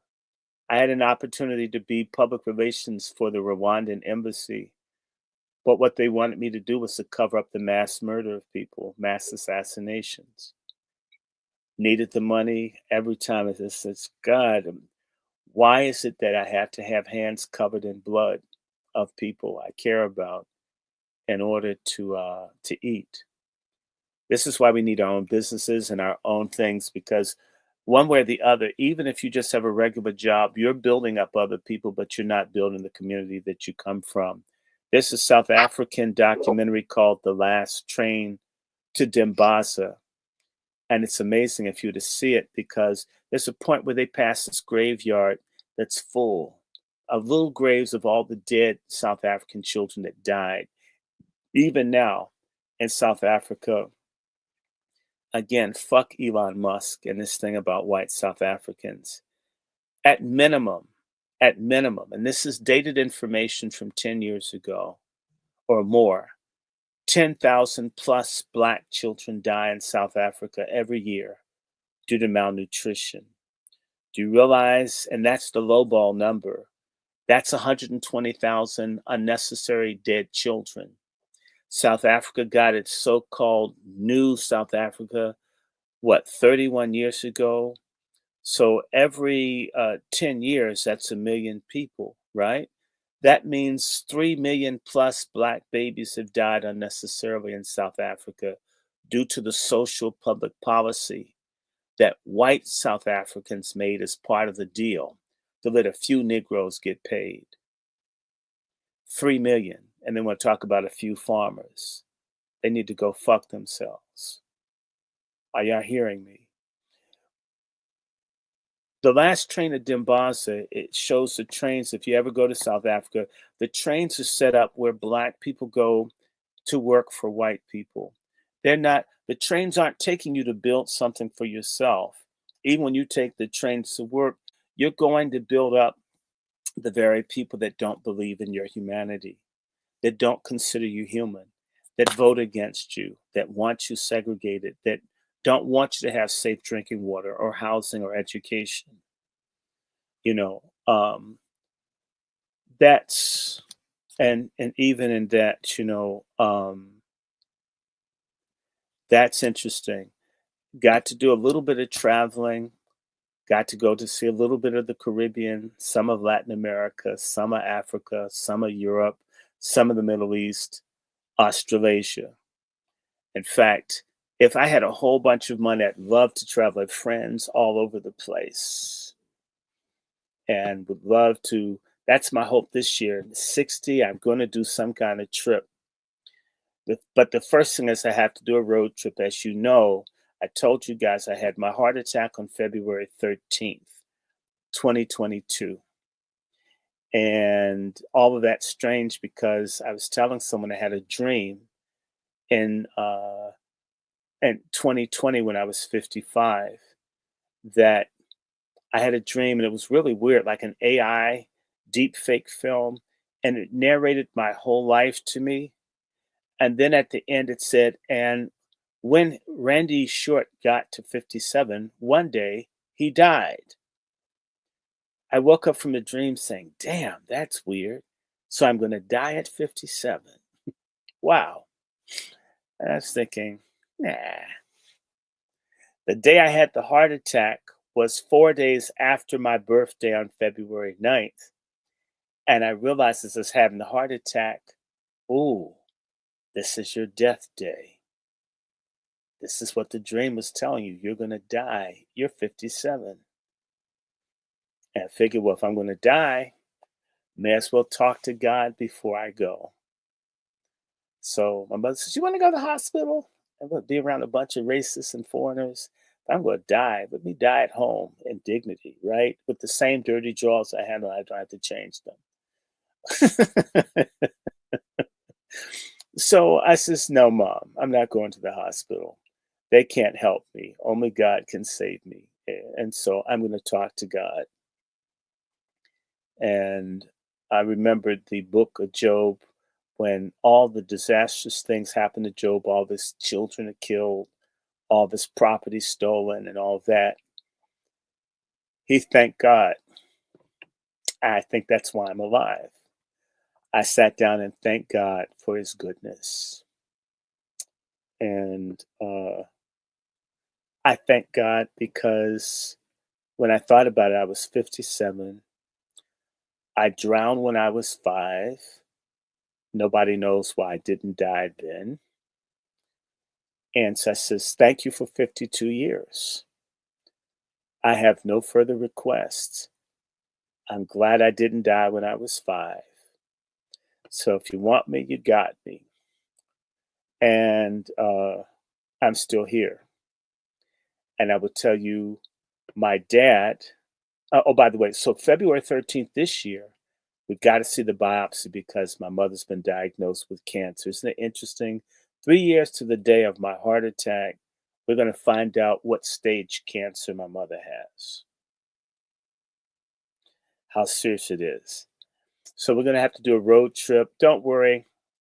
Everybody, if you know anybody with cancer, they have a non-invasive ultrasound treatment that kills cancer that you can get treatment in a day. And they take Medicaid, Medicare, and I hate Obama or Ofaga, but I love Obamacare. And I'm an Obamacare nigga. I can't wait for my next free ride to the hospital. That's it. That's it. He didn't even get that right. I mean, he don't get his sex right. I guess you don't get anything right. But let me just say to you, I am exceedingly optimistic that after the 13th, we're going to go on a road trip to Texas and beat this cancer shit. And then after that, I have an invitation. My best friends in South Africa and Mandela's family, and now they finally understand the shit I was telling them about Mandela. Before it was cool to call his ass out. Okay, one thing about me, I'm consistent. If I tell you Obama wasn't shit in 2004, I'm saying it 21 years later, I don't care. If I told my friends in 1984 T.D. Jakes wasn't shit, and I've never stopped saying it, what you see is what the hell you get. That's the one thing I think I got from my crazy grandmother with the Cult 45. So I can't say whether I was groomed. All I can say to circumstances beyond my control, from the drunk white driver that nearly killed my whole family in 1964, driving down the wrong side of the highway, which hit our car in front impact, no seatbelts in 64. My mother, who hit this, right? That's a blow hard enough to abort a baby, but that's not it. And the racist Nazi doctor that was pushing thalidomide, that was trying to force my mother to take drugs that would have either fucking destroyed me in terms of me not having a head or arms or legs or whatever. My mother refused for me to be born on a hospital elevator floor and not get sick from some strange bacteria and die. I mean, can you imagine? I was born on the floor of a hospital. Anybody know hospital floors are dirty? Okay.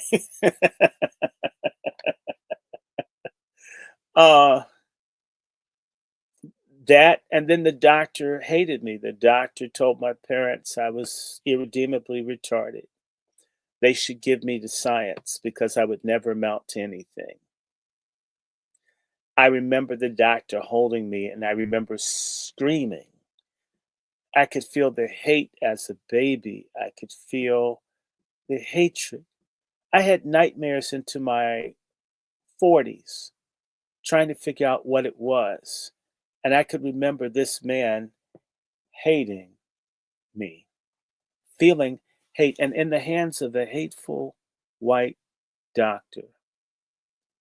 And imagine the folk wanting to take my organs all these years later, 57 years later, the same kind of shit going on, and so forth. And just my parents, right? I was born in DC because my parents, the schools were closed in many places in Virginia to blacks because of massive resistance. So I'm DC born, but Virginia bred initially. All this racial stuff, it may make you do something that you wouldn't have ordinarily done. It's not like I'm so driven to things. It's like if you live with really racist people, they will make you aware, okay? The paper boy that won't serve, I don't serve papers to niggers. I remember this.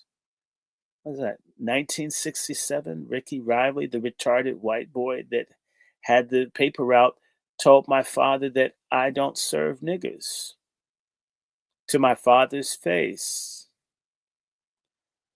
Or being in the car and the police stop your parents. My mother's light skin, my dad's dark.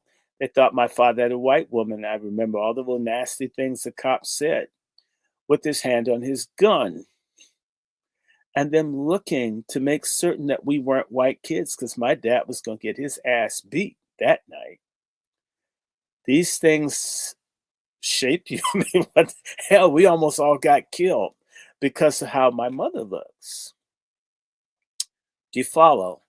All kinds of things. My father's carrying me in the store, and white people think he stole a white baby, and they call the police on my father. So white people made me like this as much as anything that happened in my family. This is a constant stuff. I mean, white kids would come from other neighborhoods because we lived in an all white area just to fight you because you weren't white. I still don't get it.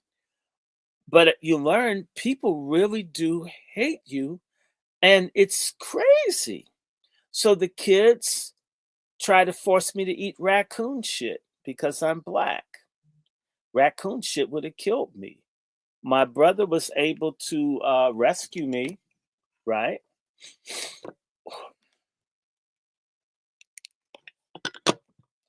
Are you feeling me? Mm-hmm. But I mean, I just started learning how to talk to scream to keep people from putting raccoon shit in my mouth. Who does stuff like this? Why do you need to put trash in our yard and then call us dirty?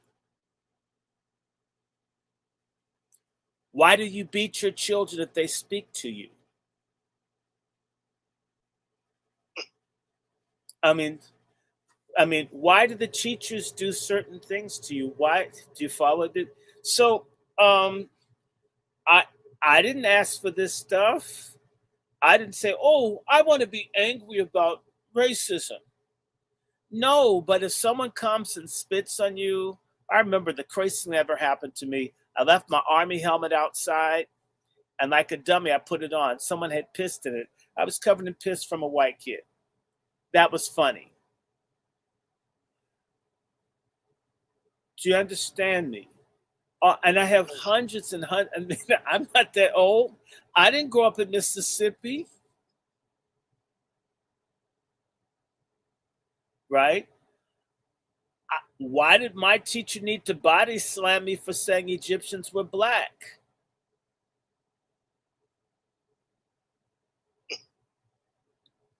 Why did my teacher decide black kids couldn't read? Why does this teacher try to make me out to be retarded so I could be kept back in the first grade? Right? So I have hundreds and hundreds. This stuff all happened early. I don't know. A lot of black people don't get the real deal. The people I came up were raw. Go back to Africa. We hate you. When Dr. King got killed, some white guy got stabbed on 14th Street. People are threatening to kill us for revenge. I don't even live in this, right? What else can you do? Either, let me tell you something. I remember this from 1969. First grade. The teacher, her name is Mrs. Young. Mrs. Young looks a lot like Hillary Clinton. That's probably why I don't like Hillary Clinton. And Mrs. Young, when we started school, first day, I'll never forget, the class may have had about 35 kids in it, maybe 5 were black. And an irate white mother came in and counted. In fact, she didn't just count. It's like she came up 1, 2, 3, 4, 5. 5 niggas. 5. And goes to the teacher and says, why would you let them in your class? There are too many niggas in this class. My daughter has 5 niggas in her class. You're a white woman. Why are you allowing this? Can't you make them leave? And she's saying to her, it's my job. She says, well, you know what? I'm going to make your job easier. She took her daughter out of her class. That's not my first day of school, but that's first grade. And I can tell you, pre-kindergarten, worse shit happened. So by first grade, I've been dealing with this shit for about 3 years. But Mrs. Young had a little plan. Mrs. Young segregated the class by what she said their ability to read. And of course, all the blacks were put in the slowest group. I already knew how to read, but I don't read well out loud to this day. I'll stumble, I'll botch up words. I can read fast, but it goes so fast until the words get scrambled. I do that in the Bible. Sometimes I have to slow down. And what Miss Young would do when we would read is she would intimidate, insult, and scare the black kids and convince them that they couldn't do it. They couldn't make it. And I remember the other black kids in the circle, they would have their heads down because it was a white woman. And there was one girl in particular, I'll never forget her name. Her name is Julia. Julia's a dark-skinned girl, and she would just disrespect that girl so badly until whenever the reading started, she would just have her head down. Just go lie to me, white woman. Don't hurt me. Don't talk bad about me. And Julia, would you like to read? And she'd smile. And Julia had have her head down. No, ma'am. Get to me, and I could read. And of course, I'm used to it. I'm the odd nigger out. I don't fit in. I'm bad. And she would get so angry because I would read, or the other black kids, because the circle had a lot of whites, but she would gradually say, oh, you're doing so well, we're going to put you in the other group, to make it seem as if it wasn't racist what she was doing, right? And because I could read better than the white kids in it, which made her, but she would help the white kids that couldn't read. She'd just be mad. And one day I told her, I want to be in the other reading group. And so she told me, well, if you want to be in the other reading group, you need to be able to read. And she didn't do this to the other people. You need to be able to read the last chapters of the book. And then I'll think about it.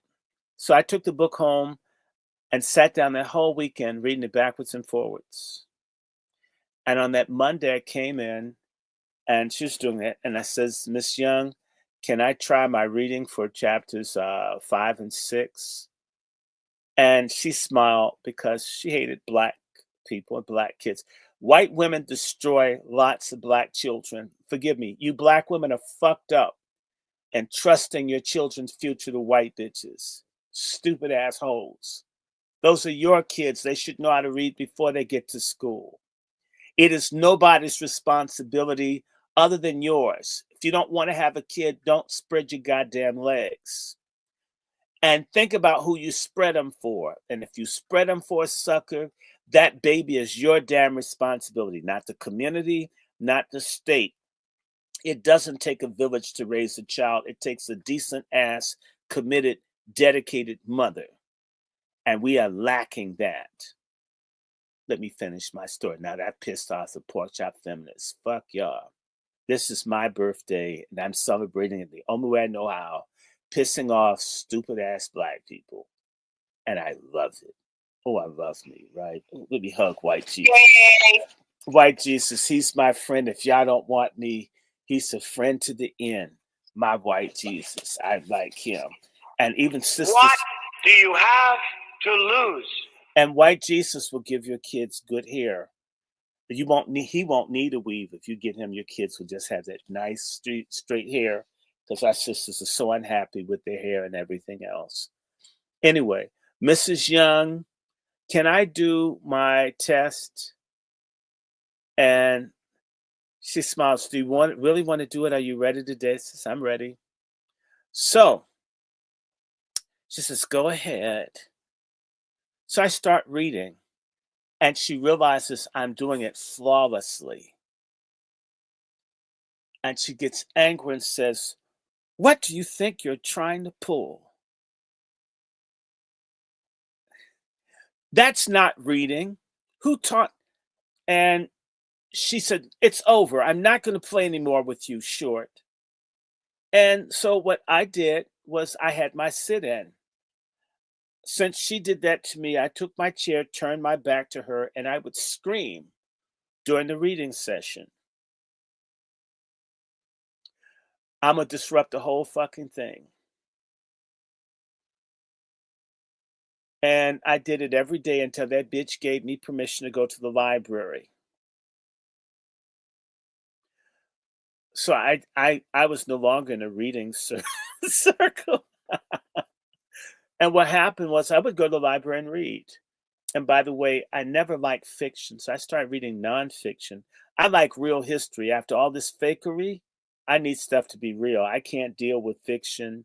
It's got to be something that actually happened, real shit. Let me just tell you, Mrs. Young set me up to make it out that I couldn't read. I was retarded. They'd write all these ugly notes. And my mother would see it, this, that, and the other. We need our own schools.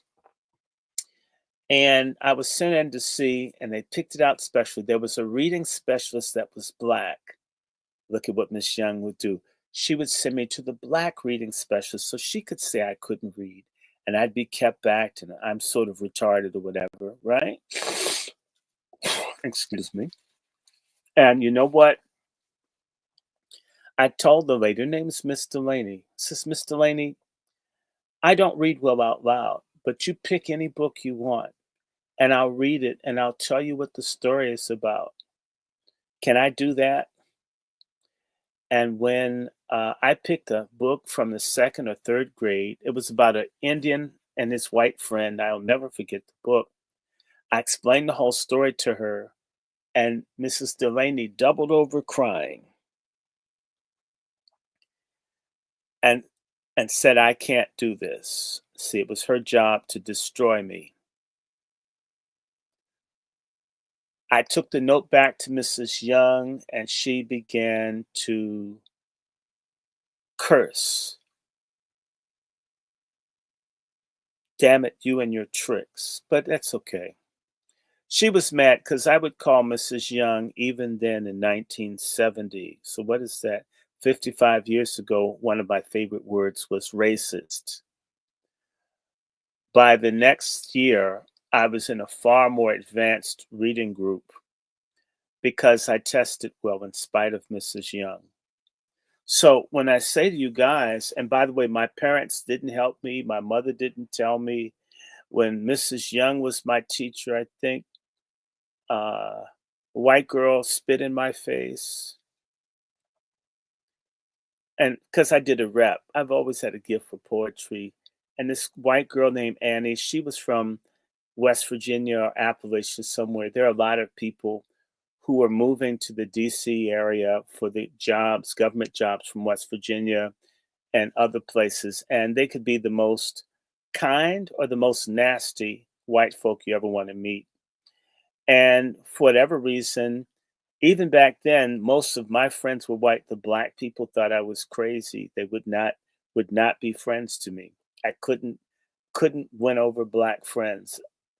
I was told when I acted white or whatever. I'm fighting white people and I'm acting white. See, I learned early that black people were sick as hell. I mean, and it's been one long lesson that most black people are sick, and I don't know if they can be saved.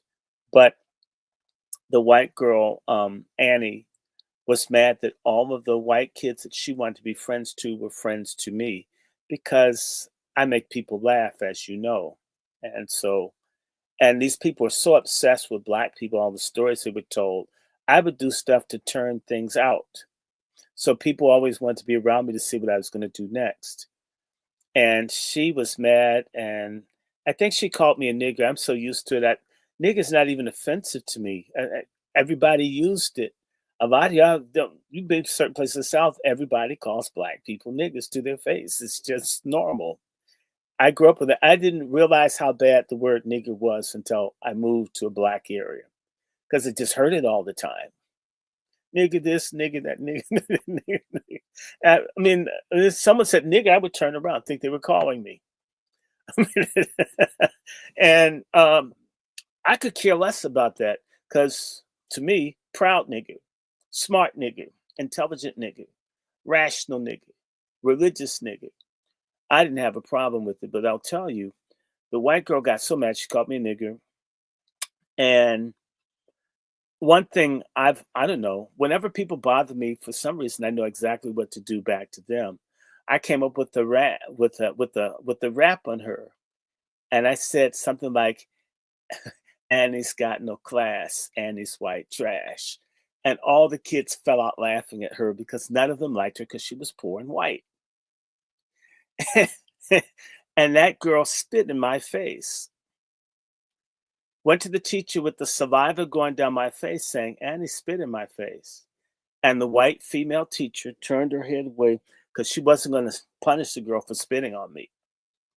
So what I did was I went to the water fountain the next day. Before school, the buses took us home. Went to the water fountain, hawked up all the spit I could get. Went to the water fountain, and I had my jaws full of water. And I did this all on this white girl. She was covered in saliva and water. And there was a hush over the class. The teacher gave me a note. I took the note home like a dummy, and my father whipped the shit out of me.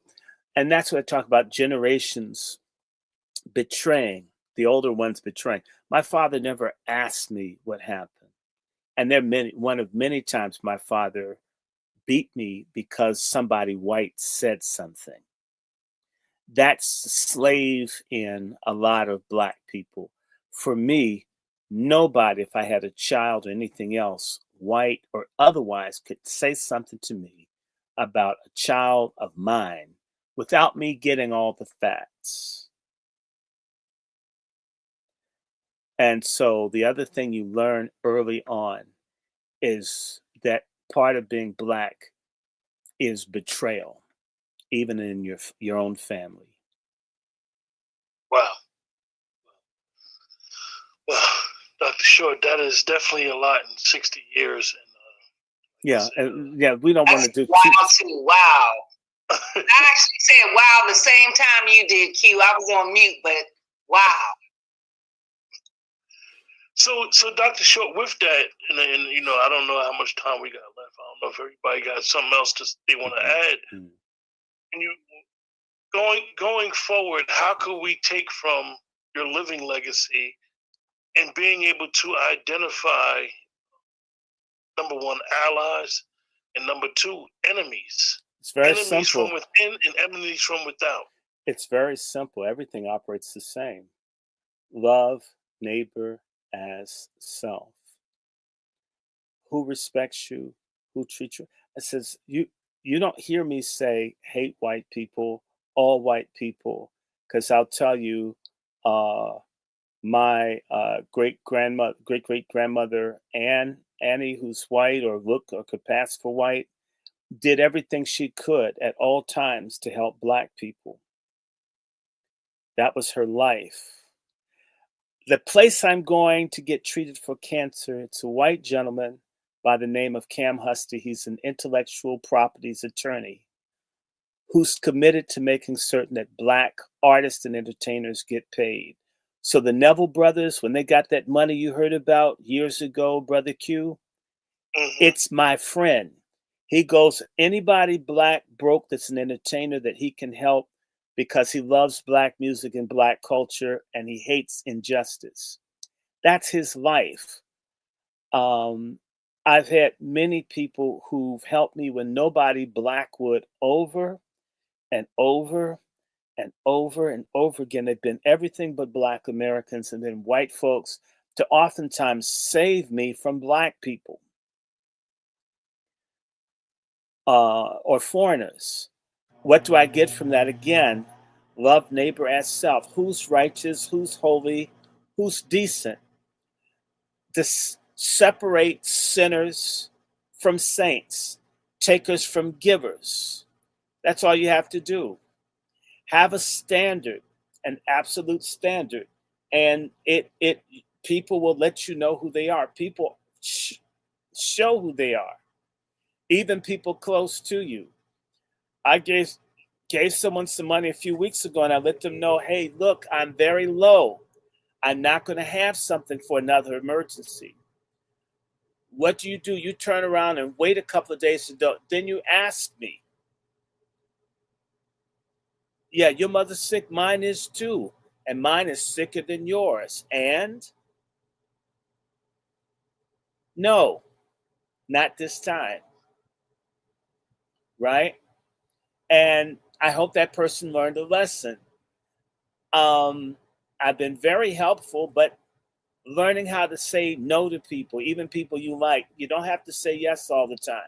The only kinds of people that say yes to everything are slaves or suckers. The power of no. It got you in the wind tunnel again. That's all right. That's all right. It came back the last time. Before that you had logged down, logged back. You're good, Dr. Short. Mm-hmm. Just keep talking for a second. We'll see if it goes back in. You've got to respect and love yourself and demand that other people meet you halfway or better. And if they don't do that, there are a lot of people I like that aren't going to ever like or care a damn about me. Stop just focusing on how you feel about that person. How do they feel about you? Look for people that want to sow into your life. I was talking to someone about Sister Shauna, though she wasn't in the conversation, talking about agricultural grants. She deserves it. I can't repay her for her kindness directly, but I'm thinking about it. If I get this thing and get her with, I think I can change her life. I'm also thinking about St. Paul College. I don't quite know how. There's got to be something I can do we have to think about what we can give from others and what we should at least expect, not measure for measure, but within your capacity.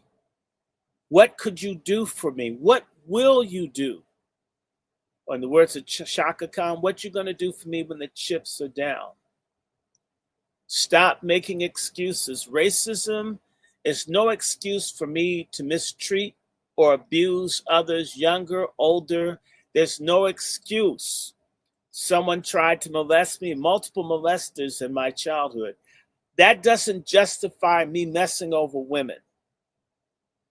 Child abuse, all kinds of crap doesn't justify me passing it to the next person, right?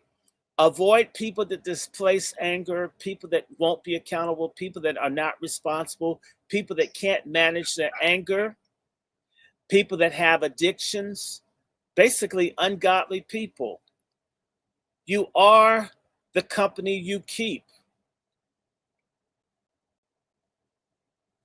And it's better to keep your own company and be alone than be sullied by a lot of bullshit that people have. That's what I'm saying. I've been dead many times over. It's amazing. The people that tend to like me are gangsters. I get along with gangsters. Again, Rayful Edmonds, the drug kingpin that died, is probably my cousin, reasonably certain. Frank Lucas is a cousin. I have a lot of thugs in my family. Lots of them. People in my family, bootleggers, doing all kinds of stuff. Just it almost comes natural to think of ways to get over on something. It runs in the family. I guess it's our Nigerian genes. Okay. It would be very easy to get into garbage. Easy. I love chemistry. I know I could make up some good crack. I worked as a bartender. I think I never told the story. I was over at Sirius Radio. They were going to have an office party. It was dull. And the people told me make drinks. And I shook up, man. I made some Cosmos. I had the people fighting their bosses and shit. They had to end the party. They threw me out. They said, take your drink mix, get out. You've made our whole party good. You made everybody fight and rebel against it. I had people fighting over Cosmos. They're only supposed to serve about like 60 drinks. I sent out 400. People were getting wild, dancing, white women slow dragging on black men twerking. And I got thrown out with my Cosmopolitan mix. And never invited back. So I'm good with shit. I know if I made drugs, whatever, I'd have everybody messed up. That stuff comes easy. It comes easy to do wrong. But you know what? It pays off better to do it take a little more time to do it the right way.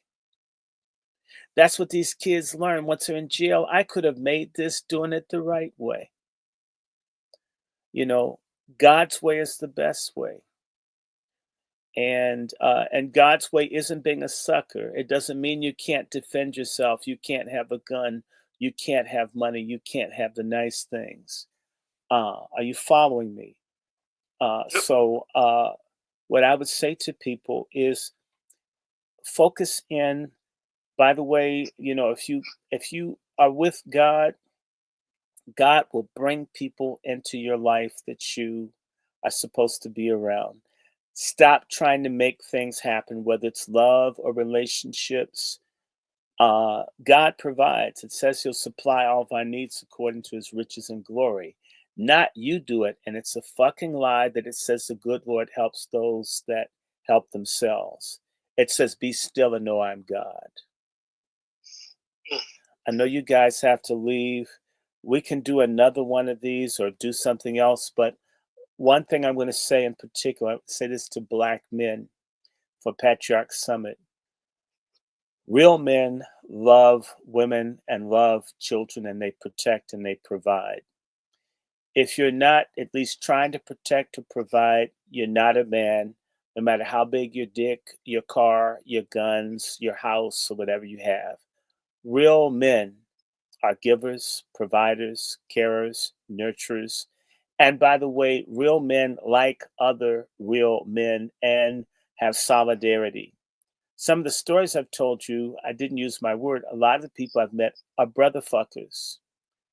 At the core of what I've seen is that we have pork chop feminists. These are miserable Black women that hate being mothers, wives. They hate being women. And we have brother fuckers, where the only aspect of being a man they like is that they don't get pregnant and they can get pussy. But they don't care about anyone. They don't think about family, about being fathers, being brothers, being uncles or grandfathers. They live for the selfish moment.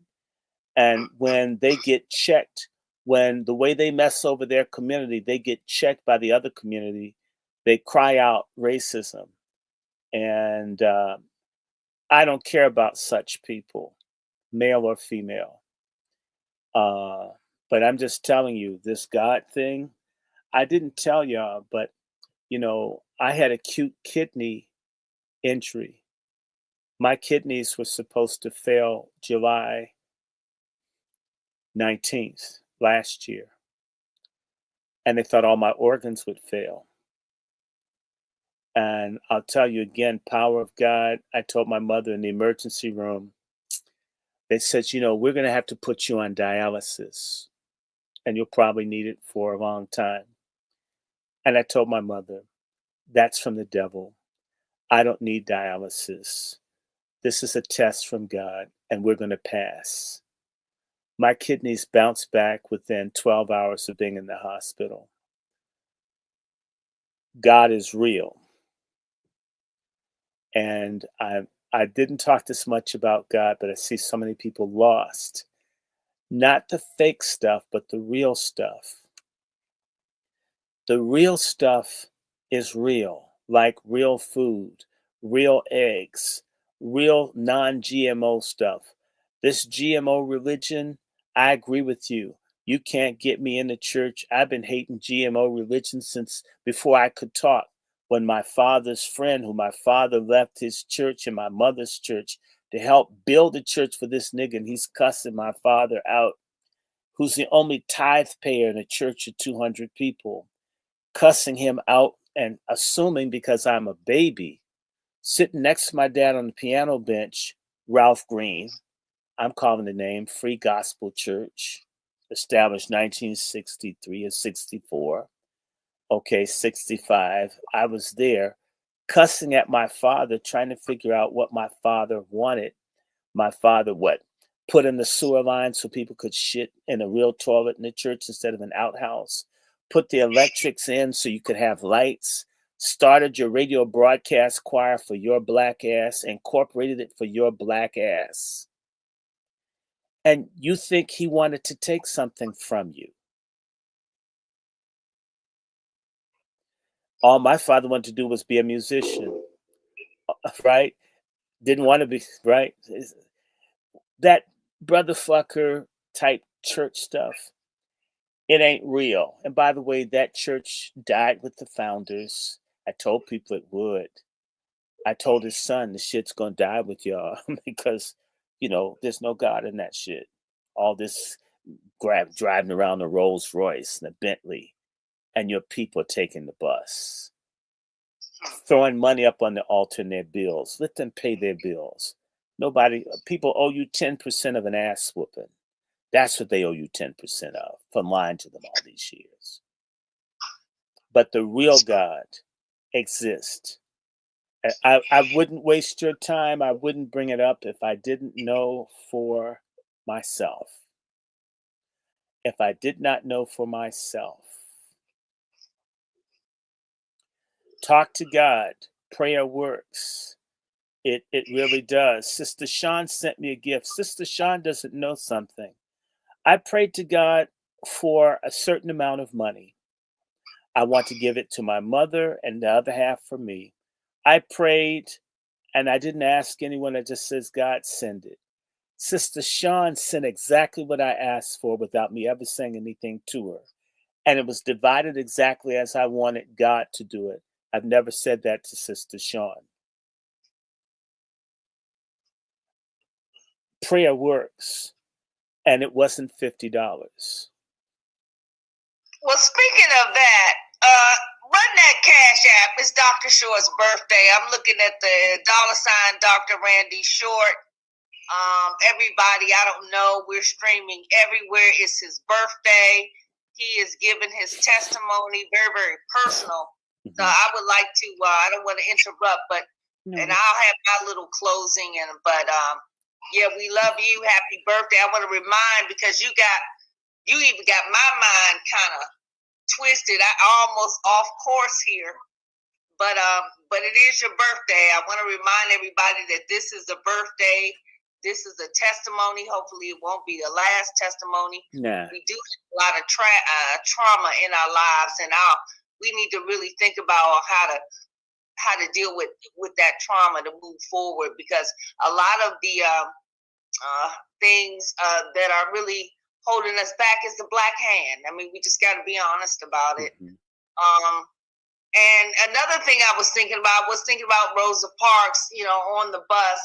I think Rosa Parks should have stayed on the bus. I'm really thinking about that. And here's what I mean. Mm-hmm.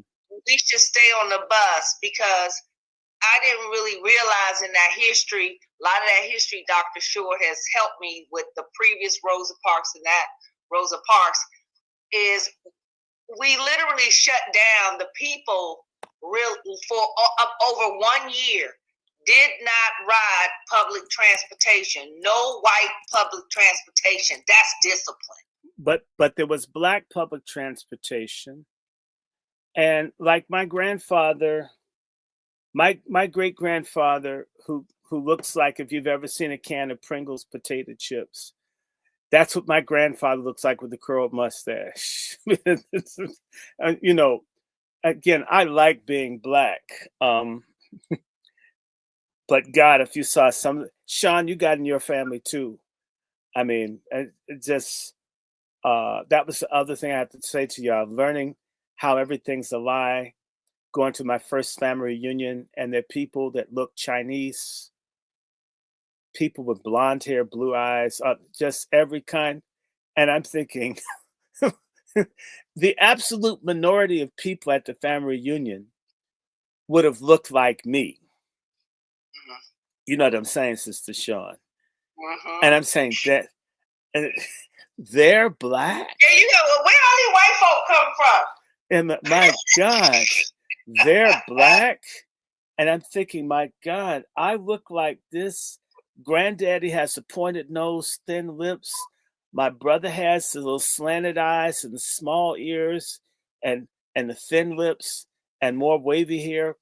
And I look like this. And, my great aunt that was named for my great grandmother, who they called me Nigger Monkey, because I guess they didn't have, that black self-hatred. That's what I'm saying. Yeah. And the person that I was named for could pass for white. They absolutely hated me. I was the Nigger Monkey in the family.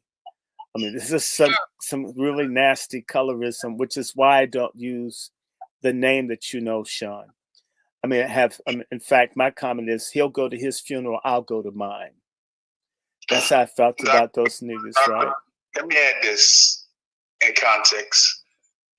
I was a member of Free Gospel Church, the same church that your father came out of, Bishop Ralph E. Green. I was a deacon in the church. I went to the school, Opeka, Open Bible Institute for Christian Apologetics. Bishop Green married me and his mom. And you're divorced now, too. I'm divorced now. Yeah, he did that marriage. Okay, I believe. So I just want to give some context for those who are Free Gospelites, who came under Bishop Ralph E. Green, his wife, Shirley Green, his daughter, who took over the church. Well, the split that happened with Antoinette and Wayne. I'm familiar with the history. I was there. Matter of fact, I was an avid listener to Bishop Green Monday, Wednesday, Fridays from 8 to 8:30. Okay? I came out of True Grace Holy Temple and went to Reverend Green's church and became a member. And I can co-sign what you're saying, because the church split because at the height of PACT, People Against Civic Terror, back in 1994, 96, my brother got killed in 93. Free Gospel was unstoppable. But he listened to the Lord, chose family, and everything went downhill after that. Okay, now you need to know this, because you don't know it. He was supposed to be my godfather, and she was supposed to be my godmother. Okay. And that church was started by my dad for him. My dad created it because he had been kicked out of Where the Cross Church because they were jealous of him. They made him give up boxing and then didn't want to let him be a preacher. Doc, there's no coincidences. Our history and what we're talking about, we're going back decades. I'm going back to 1963, 64. And what I'm saying to you is that, and Holy Temple was established with the technical advisement of my mother and father. And there are other churches that people help put them together. All they want to do is do the good work, help the people. So my mother was the lead soloist for, Free Gospel. And they would go out, and my mother, they'd just have my mother sing, and they'd have hundreds and hundreds of people come because my mother could really be one of them gospel shouters. Folk would come, by the hundreds. They made that church for him. And they never, when I talked to Wayne in 2010, I told Wayne, ask your mother, who started the church for you? I don't want anything. I don't want a love offering. I don't want to be in the funeral program. But damn it, ask her who started where your family got rich. Who did it for you? Tell her what I said, and she'll says, you know what? If you dare tell her what I said, you will be thrown out of your own church. I dare you to ask her who started it. Remember, he got kicked out around 11? Yeah. Yes. He and I had a conversation in December of 2010. How about that? He went and he asked. So I don't want nothing. Know what the truth is. We should be friends at least. I don't want anything. Do you get where I'm coming from? There is a dark, contaminated heart of what I call Hollywood. It is a performance. It's like Holy Ghost Star Search. Or should I say Black Christian Idol. It isn't about serving the people. It is not about teaching liberation from sin and liberation from racism and Black self-hatred. It isn't hard to do. I do a little bit on social media. That church should have been a place where I grew up, and we had and you and I would have met, we would have been doing all this stuff. We were sabotaged by these fake pharisaical boomers who were more into being praised and enriching themselves than doing the work of the people. This is the story of Black people in Africa, the Caribbean, worldwide. We are cursed by this need to be worshiped and for all the money to come to me and my family. Yep. Instead of thinking, so when I would go, did you know Trinita Payton, Carlin Payton, Betty Sanders? You know them? I got to see a picture of him. Gregory Sanders. You do. He's the audio man. He's very tall, and he's a cop in Prince George's County. Yes, I know Greg. I know he's my cousin. He's my father's baby sister's oldest boy. You grew up with my cousins. I'm just saying to you, we had all this in common, and none of that was enough for people to even talk to each other. Okay, that's how bad this thing is. So all of us, everybody came up together. We go all the way back. This stuff, and I'm just saying to you, our people, when slavery ended, the plantation was replaced by the no good Black church and sharecropping. And then the new plantations, the Democratic Party, welfare and other things. There's so many different, but there's still a plantation. And it says, you'll know the truth and the truth will make you free.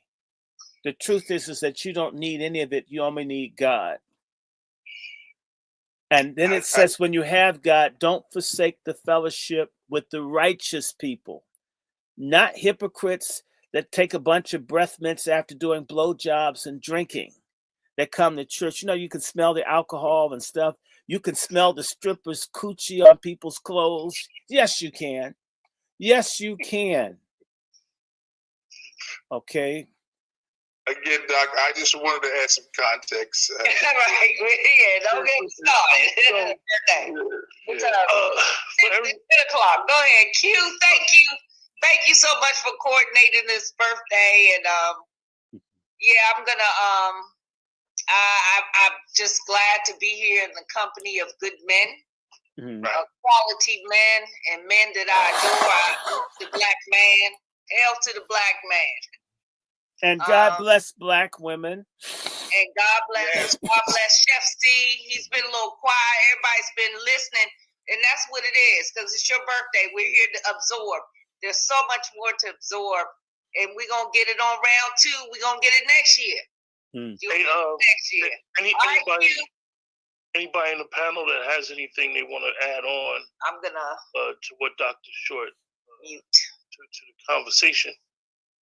Chef C, brother Roland, I know you guys have been on mute, but if you guys got something you want to add before we close out, more than welcome.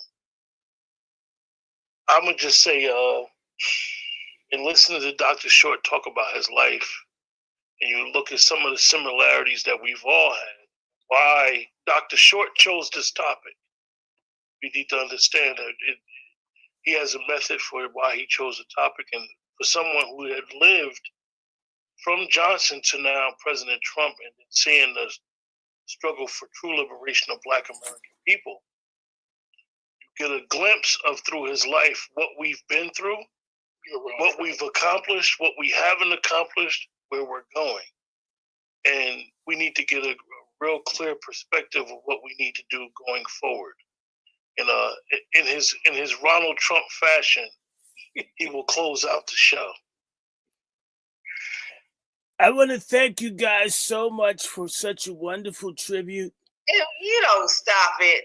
I just need... Go ahead with that old madness. I got hair just like this. I've got your Jesus. Too much, D. I've got hair just like the guy that you've been praying to. I need you to continue to support me. And I know some of you are butthurt over the DEI cuts, but I'm going to make it up to you, I promise. Just like I promised not to cheat on Milena. This means so much to me. Chef C, you're a hell of a mensch. I mean, you make some great fish. I bet you've had some great fish too. Women like cookings. Yeah, women will screw a chef because they don't have to go in the kitchen and their makeup doesn't come off. I learned all about that. So I want to thank Brother Q. I mean, you got out before I could give you the second step back. So, but there's still a lot of love here for you, Brother Robin. Cool it with the guns. Cool it. You need to be cool. You need to learn how to fit in. You need to learn how to wear a suit, Robin. Stop fighting against white supremacy. It's going to be here, sort of like a shanker on your penis when you don't go to see your doctor when you get infected. And of course, I want to thank our brother Juan. I hope you betrayed Black people as often as you arrested white people. We've got to keep it even. I really respect you. I want to thank everybody for this. You know how to Cash App Dr. Short, $, DRRANDYSHORT. On behalf of Dr. Short, Ronald Trump, I'm the Black manifestation of the greatest person of all times, Don't worry, I'm going to get rid of Elon. I understand he's really bad for black people. And I really like the people in South Africa, especially when I went to Kruger Park. They helped me kill lions. But you know, I felt bad because I felt the lions had copied their hairstyle for me. They may have been cool, but I still shot them. And I want to just say to you that you've got to get, well, I don't know what to say, but you can send it Dr. Randy Short. You can send that, or I do Zelle. That's my email, wrandyshort@gmail.com. It's also PayPal. I've got a Patreon, which is Dr. Randy Short. I've got a Venmo, which is Dr. Randy Short. I don't care how big the contribution is. I've got a huge basket full of books I need on Amazon. It's about $400. If I could get 2 tonight, that would be so great. So I thank you. And someone said the Bible's black history. It's true, but the star is Jesus, and I say he's white. I don't want to lose the paying customers. You know, you don't put blacks up front in the restaurant. Well, you got to kind of keep white Jesus up to keep all your customers happy. If you put a black Jesus in your church, nobody will go. The country will become communistic and Islamic. Come on. Let's work. I get it. He's a black guy, but it's not good for the bottom line. So I'm going to wish you guys a good night. I live to be 60. I can't believe I wasn't a victim of street crime here in D.C. And the coons didn't get me at Howard, and the coons didn't get me at the HBCUs, and the coons didn't get me in church. So I'm here to say I'm committed, dedicated, and my victories will be your victories. My jokes will be your jokes. And by the way, I had this joke. Can I tell a joke? No. Yes, I'm going to tell a Somebody joke. said we're Brother Bag X. I'm going to tell you guys a joke. What does a stud lesbian call AI robotics? What is AI robotics to a stud lesbian? What? I think you black people are intellectually inferior, but you know, I'll still hire you. I've got golf courses. You can carry a caddy, they make great money. Lesbians consider vacuum cleaners as AI robotics. In fact, that's why they don't have vacuum cleaner stores in gay areas. The lesbians will Is it a attack Hoover you. or is it a Kirby? It doesn't matter if it sucks It carpet. doesn't matter? If it sucks carpet, it's competition. Okay. Nobody wants competition. People want monopoly. We want everything, like my friend Elon. We just want to have everything. It's the white way. It's the American way. It's MAGA for certain people. So I'm going to close out here.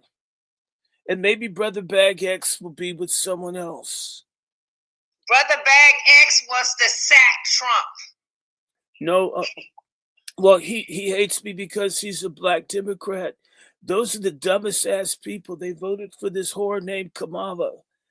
I mean,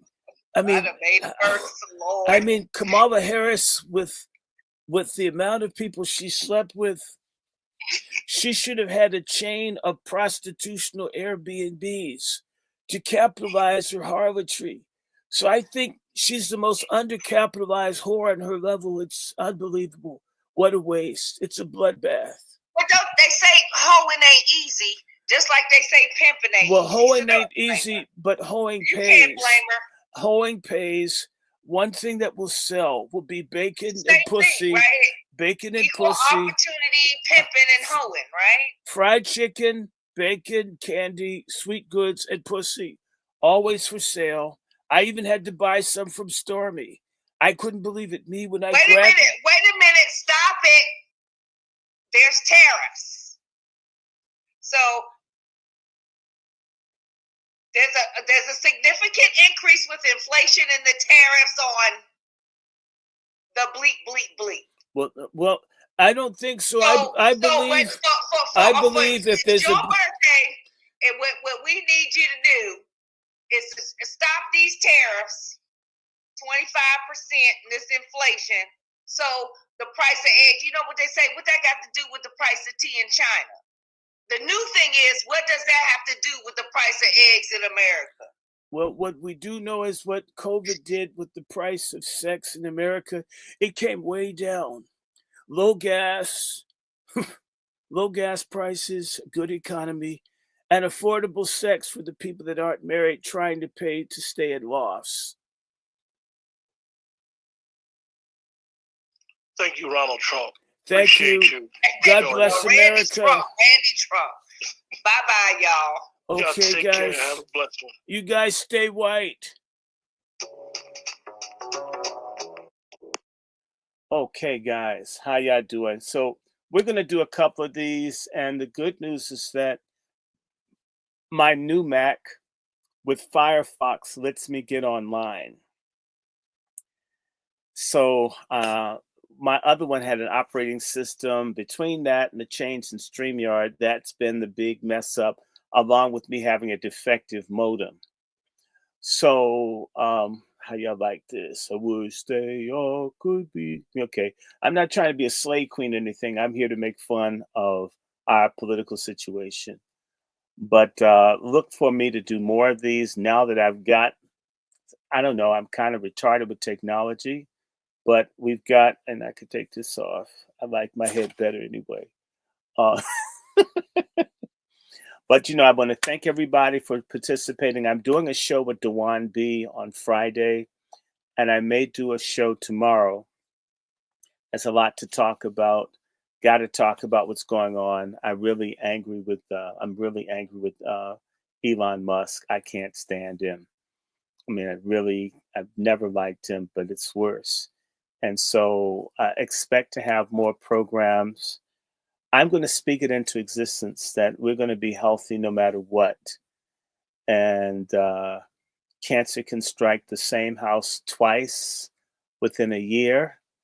And at the same time, nothing's impossible for God. So I'm completely confident. Live or die. If it's God's will, fine. I don't mind dying. As I said, I've died once about 55 years ago. It wasn't so bad, if you know where you're going. I want everybody to be happy. I look forward to turning 60 on Sunday. If you're a Christian, and I won't use any foul language, I've got a sermon that you need to hear. I'll probably be dropping about 1:30, 2 o'clock. It'll be Stop in the Name of Love. It's going to be a very serious theological discussion and exegesis on our people. You don't want to miss it. I want to thank all the moderators. I love all of you.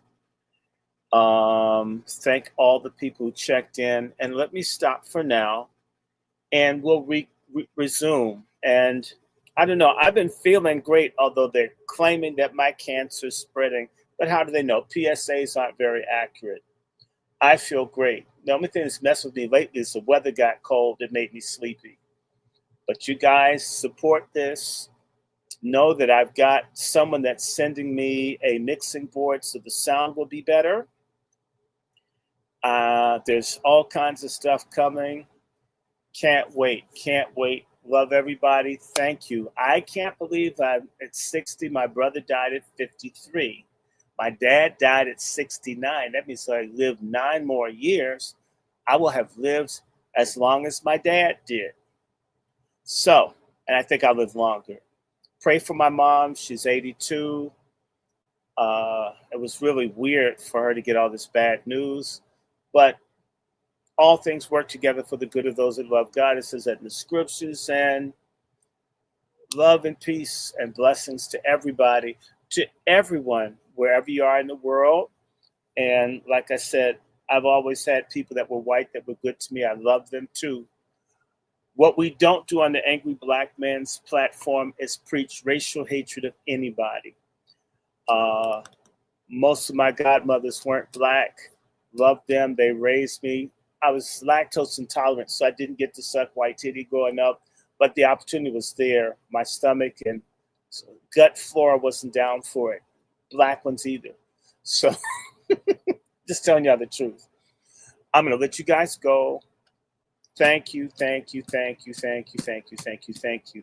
I don't know who Pat is. Someone sent me this message, so I'm gonna shut this one off. This was a lot of fun. This is a great way to have a party. I love parties. I used to work a lot of them. I've worked hundreds of parties, hundreds. So it's all good. Let me let you guys go. You guys stay out of trouble, stay warm, and email me if you get a cold. Black seed oil, mullein leaf, they're a range of things you need to be taking to protect yourself from these gain of function colds that they put out here. And Jolly Rancher candies are really good for getting rid of chest congestion. I'm just telling you. All right. Good night. Bye-bye.